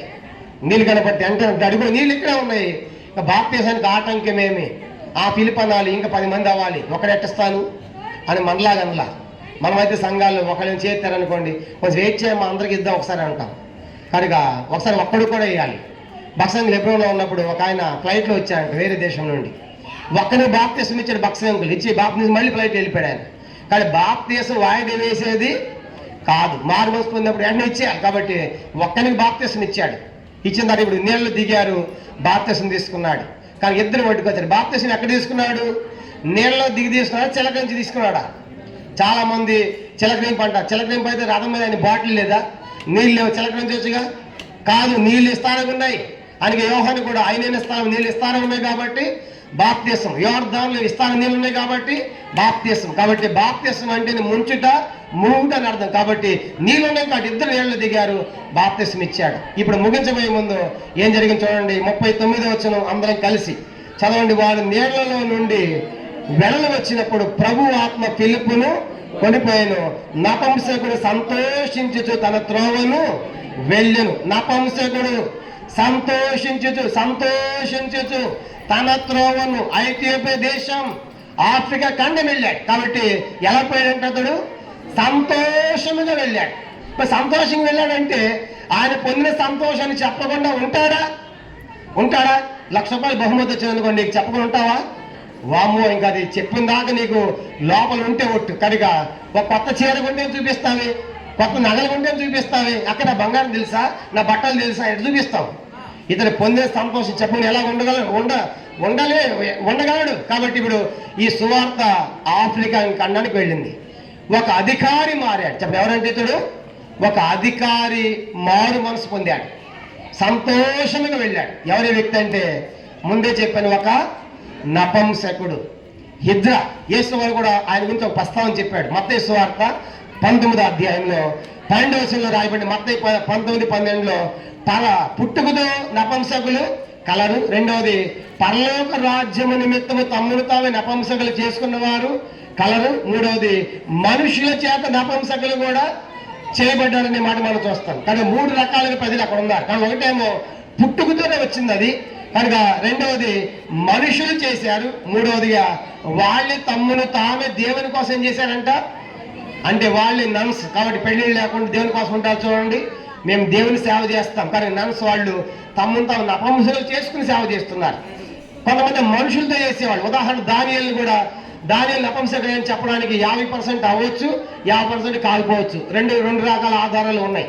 అయితే ఇప్పుడు నపుంసకులు ఎందుకు చేసేవాళ్ళు అంటే, ఒక రాజు మరొక దేశాన్ని జయించిన తర్వాత వాళ్ళు తీసుకుని పోయిన తర్వాత ఆ అధికారుల స్థానాలు పెట్టినప్పుడు ఈ అధికారులు రాజు యొక్క భార్యల దగ్గర రాకుండా ఉండాలంటే వాళ్ళు చేయాలి, నపంసకులుగా చేయాలి, దానికోసం చేసేవాళ్ళు ఒకటి. రెండవది, వీళ్ళకి అధికారం ఇచ్చాడు, పెద్ద పదవిలో ఉన్నారు వీళ్ళు. కాబట్టి ఇప్పుడు వీళ్ళు పదవి మీదే, అధికారం మీదే, పాలన మీదే గ్రహింపు ఉండాలంటే ఏముండాలి? వాళ్ళకి శరీర కోరికలు ఉండకూడదు. కాబట్టి నపంసకులు చేసి ఆ యొక్క పోస్టులు వాళ్ళు పెట్టేవాళ్ళు. అప్పుడు వాళ్ళు రెండు ఆలోచనలు ఉండవన్నమాట. కానీ ఆ పరిపాలన కోసమే.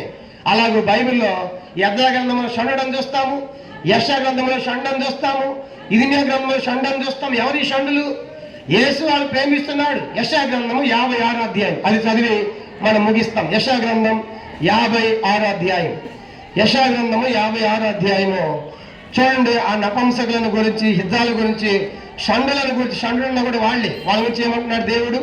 వాళ్ళు యెషయా గ్రంథం 56వ అధ్యాయం 3వ వచనం నేను చదువుతున్నాను. యెషయా గ్రంథం 56:3, యెహోవాను హత్తుకొని అన్యుడు నిశ్చయముగా యెహోవా తన జన్మలో నుండి నన్ను వెలివేయనని అనుకొనవద్దు. షండు, నపంసకుడు, హిజ్రా కనుక నేను ఎండిన చెట్టు అని అనుకో. నా బతికింతే, ఇలాగ అయిపోయింది, నాది ఎండిపోయిన జీవితం అనుకోవద్దు.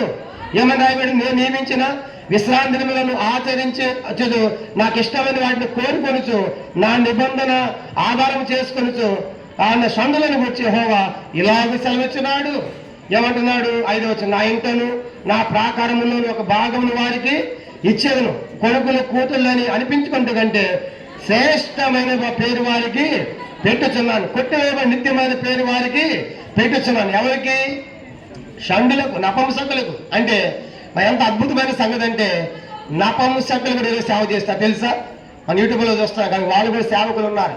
కారణం ఏంటి? దేవుడు వారిని కూడా ప్రేమిస్తున్నాడు. దేవుడు ప్రేమించే విషయంలో భేదము లేదు. ప్రతి ఖండాన్ని, ప్రతి దేశాన్ని, ప్రతి మనిషిని కూడా ఆయన ప్రేమిస్తాడు. అందుకే బోధి గంతానికి సువార్త ప్రకటిస్తున్నాడు. కానీ ప్రియమైన వాళ్ళారా, ఈ రాత్రి కాల సమయంలో మీరు ఎవరైనా సరే, మీరు ఏ స్థితిలో పర్వాలేదు, ఈ రాత్రి యేసు దేవుడు మేము ప్రేమిస్తున్నాడు, ప్రేమించే స్వార్థ పంపిస్తున్నాడు. ఆయన ఎంత గొప్ప దేవుడు అంటే ఒక్క మాట చెప్పి నేను ముగిస్తాను. కనుక ఆయన యొక్క స్థానము, ఆయన ఔన్నత్యము, యేసు వారు ఎంత గొప్పవాడో ఒక మాట చదివి మనం ముగించుకుంటాం. ఇది యెషయా గ్రంథం 40వ అధ్యాయం. యెషయా గ్రంథం 40వ అధ్యాయము చూడండి. యెషయా గ్రంథం 40వ అధ్యాయం మనం గమనించామంటే 12వ వచనం చదువుతాను. యెషయా గ్రంథం 40వ అధ్యాయము 12వ వచనం. తన పొడిసిటిలో జనములు కొలిచిన వాడేవాడు, జాగ్రత్త ఆకాశములు కొలతూచిన వాడేవాడు, భూమిలోని మన్ను కొలపాత్ర ఉంచిన వాడేవాడు, త్రాసుతో పర్వతములు తూచిన వాడేవాడు, తూలం చేత కొండలను తూచిన వాడు ఎవడు? కానీ ఇక్కడ 5 మాటలు మనం చూస్తాం. మొదటిది, తన పొడిసిట్లో జలములు కొలిచిన వాడు ఎవడు? అందరూ చూడండి, సముద్రాలు ఎన్ని ఉన్నాయి? ఎన్ని సముద్రాలు? 7 సముద్రాలు. 7 సముద్రాల నీటిని దేవుడు పొడిసిట్లో పట్టాడు. దేవుడు ఆయన చేతుల్లో 7 సముద్రాల నీటిని దేవుడు ఆయన చేతుల్లో పట్టాడంటే ఆయన చేతులు ఎంత పెద్దగా ఉండాలి. చేతులు 7 సముద్రాల నీటిని పట్టినవాడంటే ఆయన ఎంత పెద్ద దేవుడై ఉండాలి. అందుకే యెహోవా గొప్పవాడును బహు కీర్తనీయుడు అన్నాడు. ఆయన చేతులు అలా ఉన్నాయి.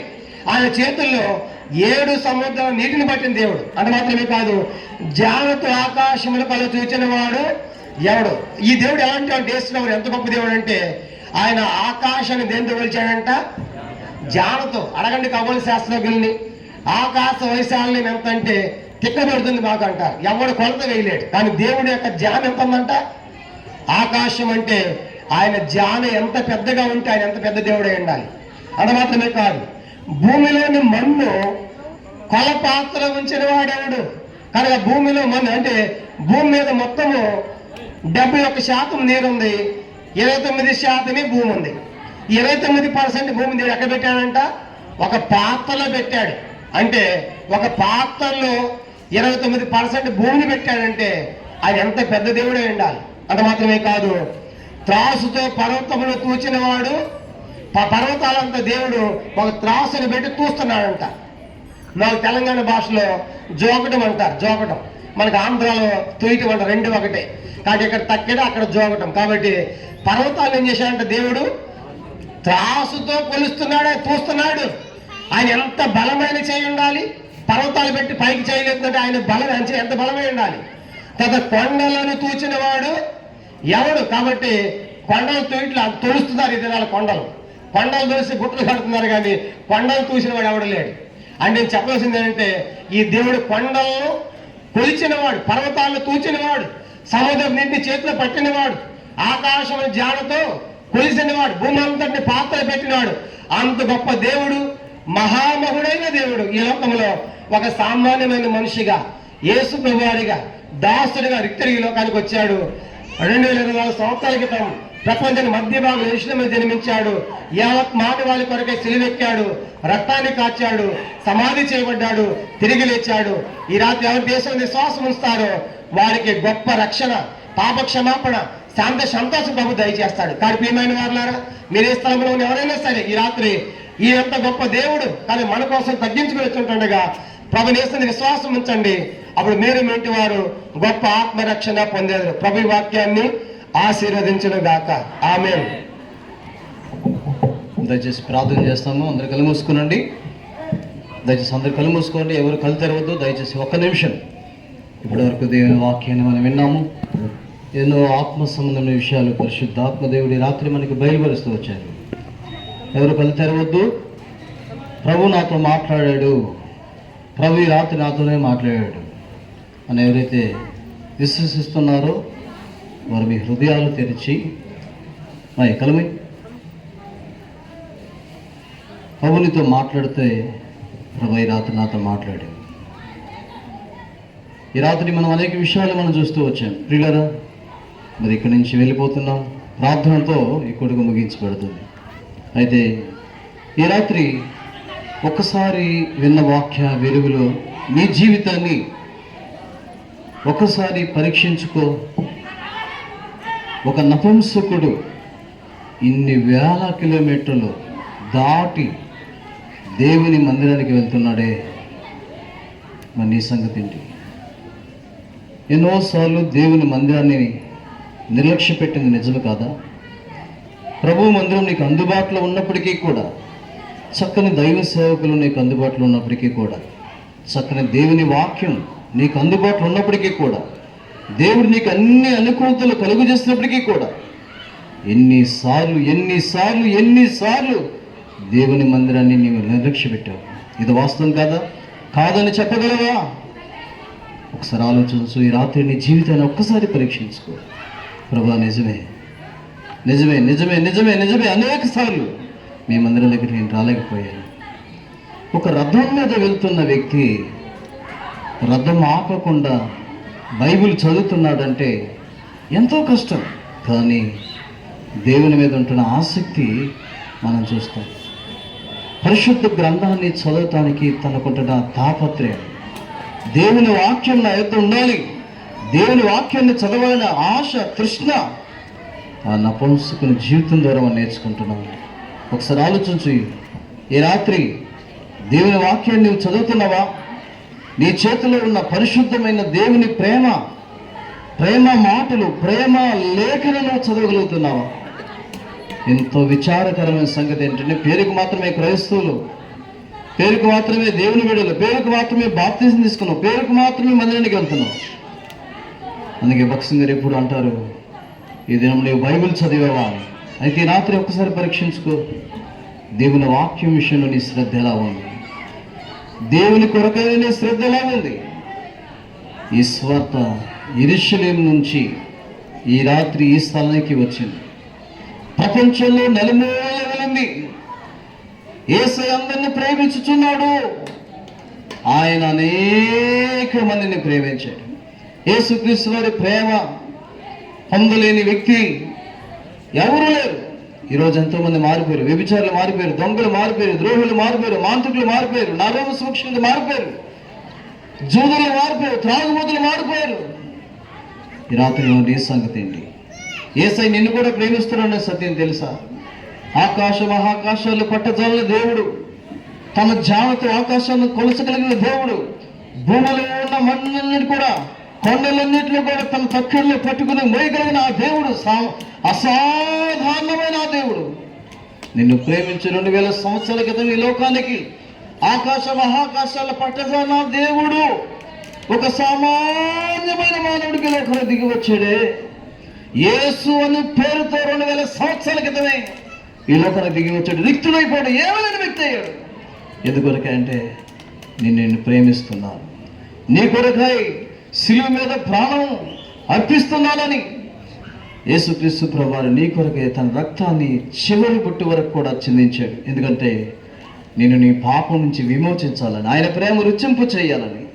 ఈ రాత్రి దేవుని వాక్యం ఉన్న స్నేహితులరా, ఒకవేళ ఈ స్థలానికి రాకుండా సదూరు ప్రాంతం నుంచి ఈ మాటలు వింటున్న స్నేహితులారా, అమలారా, అక్కలారా, చెల్లిలారా, తమ్ముళ్ళారా, మా ప్రియమైన కాలనీ వాసులారా, ఒకవేళ నుంచి పైనుంచి ఉంటున్నావేమో, వెనక్కి నుంచి ఉంటున్నావేమో, ముందు నుంచి ఉంటున్నావేమో, ఇంట్లో కూర్చుని వింటున్నావేమో, ఈ రాత్రి మాట విను. యెరూషలేములో ప్రారంభించబడిన దేవుని ప్రేమ వార్త ఈ రోజు ఆర్ఆర్పేటకు కూడా వచ్చింది. నిన్ను ప్రేమిస్తున్నాడు దేవుడు.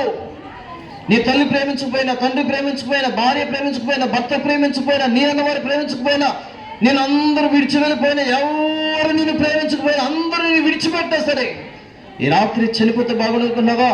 నన్ను ఎవరు ప్రేమించే వెళ్ళాలనుకుంటున్నావా? ఈ రాత్రి ఒక శుభవార్త, నిన్ను ప్రేమించే వ్యక్తి ఉన్నారు. నీ కొరకు ఈ లోకాన్ని దిగి వచ్చిన వ్యక్తి ఉన్నాడు. నీ కోసం ప్రాణం పెట్టిన వ్యక్తి ఉన్నాడు. నీవంటే పరితపించిపోతున్న వ్యక్తి ఉన్నాడు. ఆయన పేరు యేసు. ఆయన నిన్ను తనతో నిత్యము యుగాలు తనతో నిన్ను ఉంచుకోవాలని ఆయన ఆశిస్తున్నాడు. అందుకొరకే మనకు ఒక రాజ్యాన్ని కడుతున్నాడు. అది పరలోక రాజ్యం, కన్నీరు లేని రాజ్యం, దుఃఖం లేని రాజ్యం, ఏర్పు లేని రాజ్యం, మరణం లేని రాజ్యం, రోగం లేని రాజ్యం, దేవుని మహిమంటున్న రాజ్యం. ఈ రాత్రి ఆ రాజ్యం నీకు కావాలా? ఆ ప్రభు నీకు కావాలా? ఈ ప్రేమ నీకు కావాలా? అయితే ఒకే మాట, ఉన్న స్థలంలో వేస్తే నేను పాపిని. ప్రభు ఈ రాత్రి తను అనేక విషయాలు మాట్లాడు. ఆకాశ మహాకాశాల్లో పట్టజాలిన దేవుడైన నీవు ఈ లోకంలో రిక్తుడుగా, నిస్సహాయుడుగా, సామాన్యమైన వ్యక్తిగా వచ్చి నా కొరకై, నేను చేసిన పాపముల కొరకై, నాకు బదులుగా నా శిక్షను నీ సిలువ మీద భరించావని ఈ రాత్రి ఎన్నో మాటలు ప్రభా నాతో మాట్లాడారు. నాకు ఆ ప్రేమ కావాలి, నాకు ఆ దేవుడు కావాలి, నాకు ఆ రాజ్యము కావాలనేది నీ ఆశ అయితే ఓ చక్కటి తీర్మానం చేసుకో. ఈ స్థలం నుంచి వెళ్ళక మునిపే పరిశుద్ధాత్మ దేవుని దర్శిస్తుండే కానీ, దేవుని మాటలు నీకు వినిపింపబడుతుండే కానీ, సమయం ఉండగానే ఈ రాత్రి ప్రభునితో మాట్లాడుతున్నాడా? ప్రభుని దర్శిస్తున్నాడా? నిజమే నాతో మాట్లాడుతున్నాడు నీకు అర్థమవుతా ఉంటే, పరిశుద్ధాత్మ దేవుని దర్శిస్తూ ఉంటే, ప్రభువా ఈ రాత్రితో మాట్లాడావు, నా జీవితం మీద వేలెత్తి చూపించావు, ప్రభువా నేను పశ్చాత్తాపడుతున్నాను, నాకు నీవు కావాలి. ఈ ప్రార్థన నువ్వు నిజంగా చేస్తే నీ కుడి చెయ్యి పైకెత్తి చూపించు, నీకోసం ప్రార్థన చేస్తాను. సిగ్గుపడవద్దు, వాయిదా వేయద్దు. సహోదరి దేవుడిని నీ తీర్మానం స్థిరపరచం కాక, సహోదరుడు దేవుడిని నీ తీర్మానాన్ని స్థిరపరచం కాక. అందరు కళ్ళు మూసుకోండి, ఎవరు కళ్ళు తెరవద్దు. వెనక్కి కూర్చున్నా, ముందు కూర్చున్నా, ఎక్కడ కూర్చున్నా ఈ రాత్రి దేవునితో మాట్లాడుతుంటే, అనేక విషయాలు ప్రభువునితో మాట్లాడుతుంటాయి. నీ హృదయం తరంగాల్లో దేవుని పోరాటం మొదలైతే ఈ రాత్రి ప్రభువా నిజమే నా జీవితం మారలేదు, నిజమే నా క్రియలు చెప్పేస్తున్నాయి, నా మాటలు చెప్పేస్తున్నాయి, నా స్నేహం చెప్పేస్తున్నాయి, నా చూపులు చెప్పేస్తున్నాయి, నేను నీకు దూరంగా ఉన్నాను. ఈ రాత్రి నేను పాపంలో జీవిస్తున్నాను, నా పాపాన్ని బట్టి నెమ్మది లేకుండా జీవిస్తున్నాను. ఈ రాత్రి నిన్ను మన్నిస్తే అనుమానం లేదు, అగ్నిగంధకంత మండే గుండం నాకు ఉంది. ఈ రాత్రి నువ్వు మళ్ళా మాట్లాడుతున్నావు. అంతకుముందే మాట్లాడు, ఇంతకుముందే మాట్లాడు, ఉదయకాలమే మాట్లాడు, ఎన్నో రోజులుగా మాట్లాడుతూ ఉన్నావు. ఒకవేళ ఈ రాత్రి కూడా ప్రభునితో మాట్లాడుతున్నామో, ఒకవేళ ఈ రాత్రి ఇది జీవితంలో చివరి దినం అయి ఉండొచ్చేమో. ఎందుకంటే రేపు ఏమి జరుగుతుందో ఎవరికి తెలియను. దేవుని వాక్యం సెలవిస్తుంది, నేడు నిన్ను రేపు ఎన్నో కనక పట్టణంలోకి వెళ్ళి అక్కడ ఒక సంవత్సరం నుండి వ్యాపారం చేసి లాభం సంపాదించుకుని రెండు చెప్పుకునే వాళ్ళ రేపు జరిగిన మీకు తెలియదా?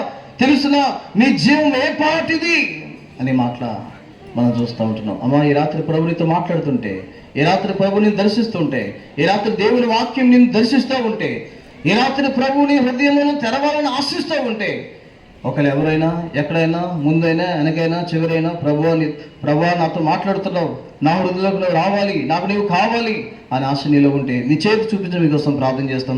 సిగ్గుపడద్దు. యవనస్తురాలు నీతోనే మాట్లాడతాను, యవనస్తురాలు నీతోనే మాట్లాడతాను, వెనక్కి కూర్చున్నా, ముందు కూర్చొని నీతోనే మాట్లాడతాను. పరిశుద్ధాత్మ దేవుడితో మాట్లాడుతుండగా, దైవాత్మని దర్శిస్తుండగా ఈ రాత్రి కృపకు నిలయమగు పరిశుద్ధాత్మ దేవునితో మాట్లాడుతున్న సత్యాన్ని గుర్తించి పశ్చాత్తాపడితే నువ్వు ధన్యుడు అయిపోతావు. ఇంకెవరైనా ఉన్నారా? ప్రార్థన చేస్తాం. ఈ సమయంలో వెనుక దైవ సేవకులు వచ్చి ప్రార్థన చేస్తారు. అలాగే కళ్ళు మూసుకొని ప్రార్థన చేస్తాం. ప్రార్థనలో ఉండండి. కళ్ళు ఎవరు తెరవద్దు. పరిశుద్ధాత్మ దేవుడు మనతో మాట్లాడి చక్కని సమయం. సోదరి దేవుడిని తీర్మానిస్తూ ఛేదించండి, చేయత్ని వారు ఛేదించండి. మీకోసం ప్రార్థన చేస్తాం. సోదరు దేవుడిని తీర్మానిస్తూ కాక ప్రార్థన.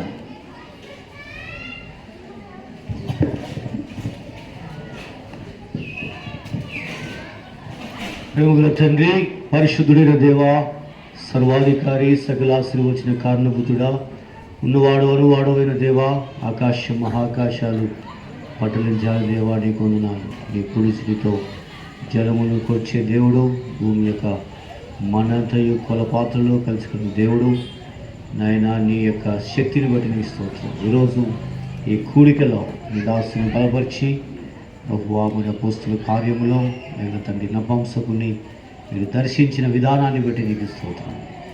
అనేక ఆధ్యాత్మిక విషయాలను ప్రభువా సువార్త ద్వారా దేవుని సేవకులకు, విశ్వాసులకు, అన్యులకు, అనేకులకు ప్రభువా తీసుకొచ్చిన నీ యొక్క తలంపులను బట్టి నీకు స్తోత్రం. దేవుని మందిరానికి ప్రభువా మరి సుదీర్ఘంగా వెళుతున్న నపంసకునికి ఆశను బట్టి నీకు స్తోత్రం. ప్రభు ఆ విధంగా దేవుని వాక్యాన్ని ప్రేమించిన వాడిగా ఉంటున్నాడు, తగ్గించుకున్న వాడిగా ఉంటున్నాడు. ఆ విధంగా మీరు అందరి హృదయాలు ఎరిగిన దేవుడుగా ఉండి తన ఆశను మీరు ఎరిగి ప్రభువా తను మీరు ప్రభువా పిలుపును పంపించి దర్శించినందుకే నీకు వందనాలు. తన సువార్తను అంగీకరించడం ద్వారా తను ఎంతో సంతోషాన్ని పొందినట్టుగా చూస్తూ ఉంటున్నాడు. ఈనాడు కూడా ఎవరైతే ఇక్కడ ప్రభువా ఆయా పరిస్థితుల్లో ఉన్నారో, ప్రభా శాంతిలో ఉన్నారో, ప్రభా మరి నపంసకునికి పదవి ఉంది, రథాలు ఉన్నాయి, అనేక రకములైన ఐశ్వర్యం ఉంది, పేరు ప్రఖ్యాతులు ఉన్నాయి, కానీ సంతోషం లేదు. కానీ ఎప్పుడైతే మీ యొక్క మాటకు లోబడ్డాడో సంతోషించుతూ వెళ్ళినట్లుగా మేము చదువుతున్నాం. ఆ విధమైన సంతోషాన్ని ఇక్కడున్న ప్రజలకు కూడా మీరు దయచేయండి. ఎవరైతే తీర్మానం చేసుకున్నారో చేతులెత్తి ఆ చేతులను మీరు పట్టుకోమని ప్రార్థన చేస్తున్నాం. వారి హృదయాలలో లోతైన సిలువ కార్యాన్ని జరిగించమని ప్రార్థన చేస్తున్నాం. ప్రభా, ఆకాశం నుండి మీరు చూస్తున్నారు, నీకు వందనాలు. భయంకరమైన దినాల్లో ప్రభా ఒక్క ఆత్మ కూడా నశించుట నీకు ఇష్టం లేదు, నీకు స్తోత్రం. నీ ప్రియకుమారుడు ప్రభు యేసుక్రీస్తు వారి యొక్క బలియాగము, సిలువ యాగం వ్యర్థం కాకున్నట్లుగా ప్రభా ఈ పరిచర్యను చెప్పబడిన స్వార్థను ముద్రించమని ప్రార్థన చేస్తూ ఉంటున్నాం. ప్రభా కనికరించు.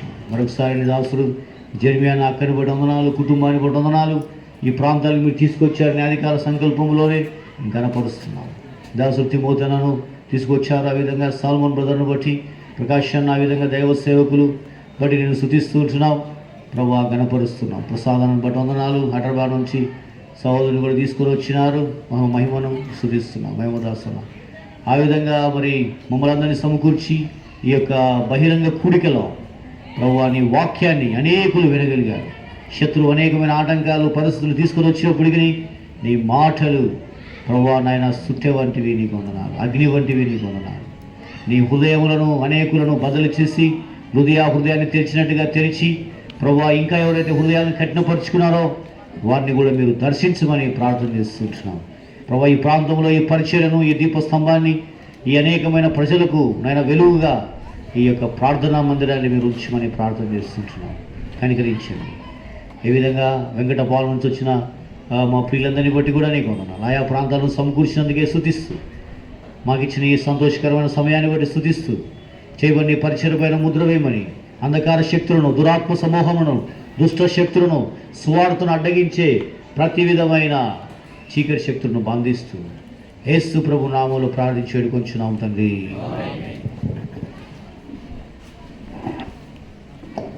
దయచేసి కూర్చోండి. మరి ఈ సమయంలో కొన్ని ప్రకటనలు వింటాము.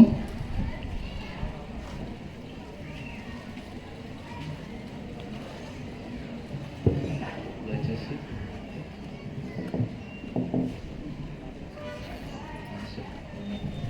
వచ్చిన అందరికీ ప్రభువైన యేసుక్రీస్తు వారి ప్రశస్తమైన నామములో శుభాలు తెలియజేస్తున్నాను. మరి సాక్ష్యం అది చెప్పమని అన్నారు లేదని ఇప్పుడు సమయం కాదనుకుంటున్నాను, లేట్ అవుతుంది.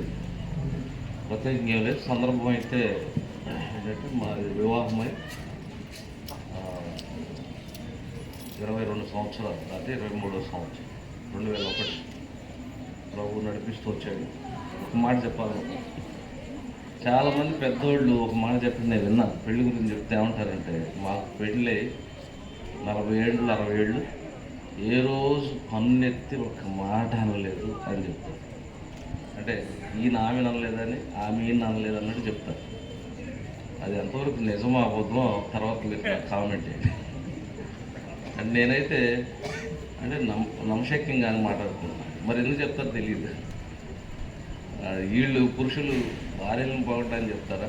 అంటే అక్కడ కూడా పొల్లు ఎత్తే బాగుండదనే, పొల్లు ఎత్తలేని పరిస్థితి అర్థం కాదు. లేకపోతే వాళ్ళని వీళ్ళని పోవడానికి తెలియదు. అంటే నేను నమ్మింది అయితే ఏంటంటే పౌలు చెప్పినట్టు వివాహం వలన శరీర సంబంధ శ్రమలు నీకు వస్తాయి, కాదు అన్నింటిలో ప్రభుని నడిపిస్తాడు. ప్రభు బిడ్డలైతే దేవుని చిత్తంలో అయితే ఒకసారి కాకుండా ఒకసారి ఒక మనసాక్షి గద్దించి వాక్యం ద్వారా కలిసి వెళ్తాం. కృష్ణతో ప్రభు నడిపిస్తూ వచ్చాడు. ఇప్పుడు దినాలు మనం చూస్తున్న వివాహాలు మరి కొన్ని నెలల్లోనే, రోజుల్లోనే, తక్కువ సంవత్సరాల్లోనే మరి వివాహాల కంటే విడాకులు ఎక్కువ అవుతున్నాయి కోర్టులో. ఇలాంటి దినాల్లో మనం కలిసి నడవడం ప్రభు కృపని, దాన్ని బట్టి ఒకటి. రెండవది మేనడ్ బిన్ని బ్లెస్సి దీనారావు కుమార్తె ఇప్పుడు ప్రేమించి దేవుడు కుమారుణ్ణి ఇవ్వడం. ఎందుకంటే బిడ్డలున్న అవసరత, బిడ్డలు లేరు పిల్లల యొక్క అవసరత, ప్రాముఖ్యత, ప్రశస్తత, పిల్లలు ఎంత విలువైనది ఎక్కువ నేను అనుకుంటా ఉన్న వాళ్ళకంటే లేనివాడు తెలుస్తుంది వాటి విలువ, అవసరత. కొంతమంది ఉన్నవాళ్ళు ఏడబడితే ఆ పిల్లలను వదిలేదు, పట్టింపు లేకుండా కూడా చూస్తారు. సో కాబట్టి ప్రభు కుమారుని ఇవ్వడం. ఫస్ట్ బర్త్డే సంవత్సరం ప్రభు నడిపించాడు. ఏదో చిన్న చిన్న అవి కార్యక్రమాలు కానీ సమయం లేదు. సో వెంటనే మరి చివరి ఆశీర్వాదంతో ముగిస్తాం. ప్రేమ ఎందుకు వెళ్తాం. దయచేసి చిన్న ప్రకటన గమనించాలి. ఏంటంటే స్థానికులు ఇక్కడోళ్ళు ఈ పాత రాజరసపేట కానీ కొత్త రాజరసపేట ఇక్కడోళ్ళు లేదా స్థానిక సంఘస్థులు కొద్దిగా వెయిట్ చేయండి. అవుట్ ఆఫ్ రాజరసపేట నుండి వచ్చిన వాళ్ళు ముందు వెళ్ళి భోజనం చేస్తే అంటే మీరు వెళ్ళడానికి కూడా బాగుంటుంది. ఈ మాకు చిన్న పరిచర్య దయచేసి ప్రార్థన చేయండి. కేవలం దేవుని వాగ్దానాన్ని బట్టి ఇక్కడికి వచ్చి పని చేస్తున్నాం. ఒక మాటలో చెప్పాలంటే లోకస్తులకు అర్థం కాకపోవచ్చు, ఈ ప్రాంతం ఎక్కడైనా పాపి లేని స్థలం లేదు, కానీ ఈ స్థలం ఇంకా స్పెషల్గా ఉంది. వచ్చిన సొదొమ గుమర్రా కంటే ఎక్కువ అని చెప్పాలి. అన్ని రకాల పాపాల్లో ప్రజలు నశించిపోతున్నారు. కొంతమంది నా మీద జాలిపడి వేరే రుణపాటు రండి అనేవాడు. కానీ నా ఉద్దేశం ఏంటంటే ప్రభు పాపం ఎక్కడుందో పాపలు ఎక్కడుండో అక్కడికి వెళ్తారు కనుక ప్రభు మమ్మల్ని నడిపించాడు. ఆ ఉద్దేశంతో పనిచేస్తున్నాం. దేవుడు కొంత కార్యం చేస్తున్నాడు. కొన్నిసార్లు ఈ దినాల్లో చాలా స్లోగా ఉండొచ్చు, అయినా మనం నిల్చుంటాం అవసరం లేదు. గమనిస్తున్నారు కదా, ఎక్కడో చోట గొడవ వినపడుతుంది. మాకు మాకంటే అలవాటు రైల్వే పక్కన ట్రాక్ పక్కన ఉన్న వాళ్ళకి ట్రైన్ సౌండ్ అలవాటు. ఒక్కోసారి 3 దగ్గర ఉంటుంది, మీరు కొత్త వాళ్ళకి పోయింది. సో ఇలాంటి ఏరియా అయితే నేను చెప్పదలుచుకున్నట్టు ఏరియా కొరకు ప్రార్థన చేయండి. నేను అదే అంటాను, నిజంగా ప్రభు కొరకు పాపి కొరకు భారం ఉండేవాళ్ళు మా ఏరియా మీద ఎక్కువ దృష్టి పెట్టండి. దీని కొరకు ప్రార్థన చేయండి. మాతో పరిచర్లో సహకరించండి. మీ వంతు, మీ తలాంతు, మీ టాలెంట్స్ మాతో కలిసి ఇక్కడ పనులు వాడవచ్చు. పిలువగా వచ్చిన వారు అందరిని బట్టి చాలా సంతోషం. పిలవపోయిన వచ్చిన వారిని బట్టి ఇంకా, ఎందుకంటే నిజంగా డబుల్ థ్యాంక్స్ చెప్తున్నాను. ఎందుకంటే ఒక్కొక్కసారి పిలిచిన వాళ్ళు రాదు, కాబట్టి అనుకోకుండా తెలియకపోయినా మరి మా మీద ఉన్న మంచి ఉద్దేశంతో సంబంధాన్ని బట్టి మీరు రాగలిగితే చాలా సంతోషిస్తున్నాం. దైవ సేవకులు లోపల గదిలోకి వెళ్ళండి. అంటే కొంచెం వెసులుబాటు ఫ్రీగా ఉంటుంది, సర్వింగ్ ఎక్కడైనా ఒకటే. దైవ సేవకులు లోపలికి వెళ్ళండి. మిగిలిన వాళ్ళు అంటే 6వ పేట కాకుండా బయట నుంచి వచ్చిన వాళ్ళు మందిరంలోకి వెళ్తే త్వరగా ఫోన్ చేస్తారు. కొద్ది స్థానిక సంఘటనలు కొద్ది వెయిట్ చేయండి. ఇతరులను గౌరవించడం మన బాధ్యత. తర్వాత మనం భోజనం చేయొచ్చు. ఈ విషయాలు జ్ఞాపకం పెట్టుకుంటారు. మా కొరకు మేము మీ కోరేది ఒకటే, మా కొరకు మీ సొంత ప్రార్థనలో జ్ఞాపకం చేసుకోండి. ఉచితమైతే సజీవం ఉంటే మరొకసారి ఇలాంటి కూడితో కలుసుకుంటాం. శివరాష్ట్రంతో ముందు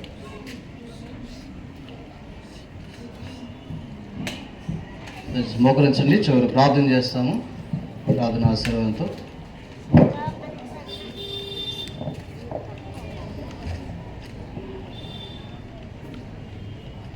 ప్రేమ కలిగిన మా ప్రియ పలుకు తండ్రి, మహాపరిశుద్ధమైన మా ప్రభా, ఈ రాత్రి ఇంతవరకు మీరు సహాయపడుతూ వచ్చినందుకే స్తోత్రాలు. మీ దాసులు జరివేన బట్టి కూడా స్తోత్రాలు. తండ్రి వారి కుటుంబ జీవితంలో ఇంతవరకు సహాయపడుతూ వచ్చారు. ఈ గడిచిన 22 సంవత్సరాలు మీ కృపా కాపుదల్లో మీ దాసును నడిపించిన విధానం బట్టి కూడా స్తోత్రాలు తెలుస్తున్నాము. ప్రభా, మరి మీ దాసును ప్రేమించిన చిన్న కుమారుడు జాన్ బట్టి, అలాగే కుమార్తెను బట్టి కూడా స్తోత్రాలు. వారి ఉద్యోగ బాధ్యతల్లో, వారి చదువుల్లో తండ్రి వారి భవిష్యత్తు కోసం ప్రార్థన చేస్తుండగా సహాయపడండి. మీ దాసుని మీరు మాట్లాడి ఈ ప్రాంతాన్ని ప్రేమించి మీ దాసుని ప్రాంతాన్ని పంపించి ఉన్నారు. ప్రభా, ఇక్కడ జరుగుతున్న సేవను, ఏలోహిం పరిచర్యను, ఇక్కడ ఉన్న సంఘ సభ్యులను మీ సంఘ జ్ఞాపం చేస్తున్నాము. సహాయపడండి. అలాగే బెనీని బట్టి, సహోదరుని బట్టి కూడా స్తోత్రాలు. వారి ఎరువును మీరు ప్రేమించి అనుగ్రహించిన కుమారుడు హిమానీని బట్టి కూడా స్తోత్రాలు. తండ్రి, మీరు గడిచిన సంవత్సరం అంతా మీరు ఎంతో కాపాడి మీ కృపను చూపించినందుకే స్తోత్రాలు. ఈ నూతన సంవత్సరం దయా కిరీటంగా ధరింపజేసి ఉన్నారు. దాన్ని బట్టి మేము ఎంతో స్తుతిస్తున్నాము. నాయన కనికరించండి. ఈ నూతన సంవత్సరం మీ బిడ్డకి మీ దాసించిన మేలు వాగ్దాన ఫలాలు సంపూర్తిగా అనుభవించినట్లు సహాయపడండి. ఈ రాత్రి ఆయా స్థలాల నుంచి రాగలిగిన ప్రభా మరి పరిశుద్ధుని బట్టి, విశ్వాసం బట్టి, దైవ సేవకులను బట్టి మేము ఎంతో స్తుతిస్తూ ప్రభా మరి ఎరుసలేములో జరుగుతున్న ఈ పరిచర్లన్నీ కూడా ముద్రించి తండ్రి మీరు మహిమ పొందమని తండ్రి మరి అలాగే ఏ లోహం పట్ల మీ ఉద్దేశాలు సంపూర్ణంగా నెరవేర్చమని కోరుతూ ఇక్కడ జరుగుతున్న పరిచర్య నిత్యత్వానికి విలువ కట్టి మీరే మహిమ పొందమని మరి మీ వాక్యం అందించిన మీ దాసులు ప్రతి మతాన్ని బట్టి కూడా స్తోత్రాలు అలాగే మహిమ దాసులు ప్రార్థన చేస్తున్నాం. వారి పరిచర్య కూడా ముద్రించి తండ్రి మీరే మహిమ పొందమని వందనాలు స్తోత్రాలు చెల్లించుకుంటూ మీ ప్రజలను మీ దీవెన ఆశీర్వాదాలతో నింపి పంపమని తండ్రి మరి ఇక్కడ మీ గొప్ప కార్యాలు మేము చూడగలిగినట్లు సహాయపడమని కోరుతూ విశ్వాసంతో మీ ప్రభుత్వం తిరిగి వస్తూ మహిమయు ఘనతయు స్తుతియు ప్రభావం మీకు ఆరోపిస్తూ మా ప్రభువును రక్షకుడైన యేసుక్రీస్తు వారి శ్రేష్టమైన పరిశుద్ధమైన ఉన్నతమైన నామలు స్తుతించి ప్రార్థన చేసి వేడుచున్నాము తండ్రి. ఆమేన్. మన తండ్రి అయిన దేవుని ప్రేమయో ప్రభు అయిన యేసుక్రీస్తు వారి కృపయో పరిశుద్ధాత్మ దేవుని యొక్క అన్యోన్య సహవాసము ఆదరణ సహాయము ఎలుగు ప్రార్థనా మందిరం మీ దాసుని దాసురాలు కుటుంబం స్థానిక సంఘానికి చేరువచ్చిన వారికి ముఖ్యంగా తీర్మానం చేసుకున్న వారికి సర్వలోకంలో ఉన్న పరిశుద్ధులందరికీ ఇప్పుడు ఎల్లప్పుడూ సదాకాలం తోడైండునుగాక. ఆమేన్. అందరికీ వందనాలు. Praise the lord.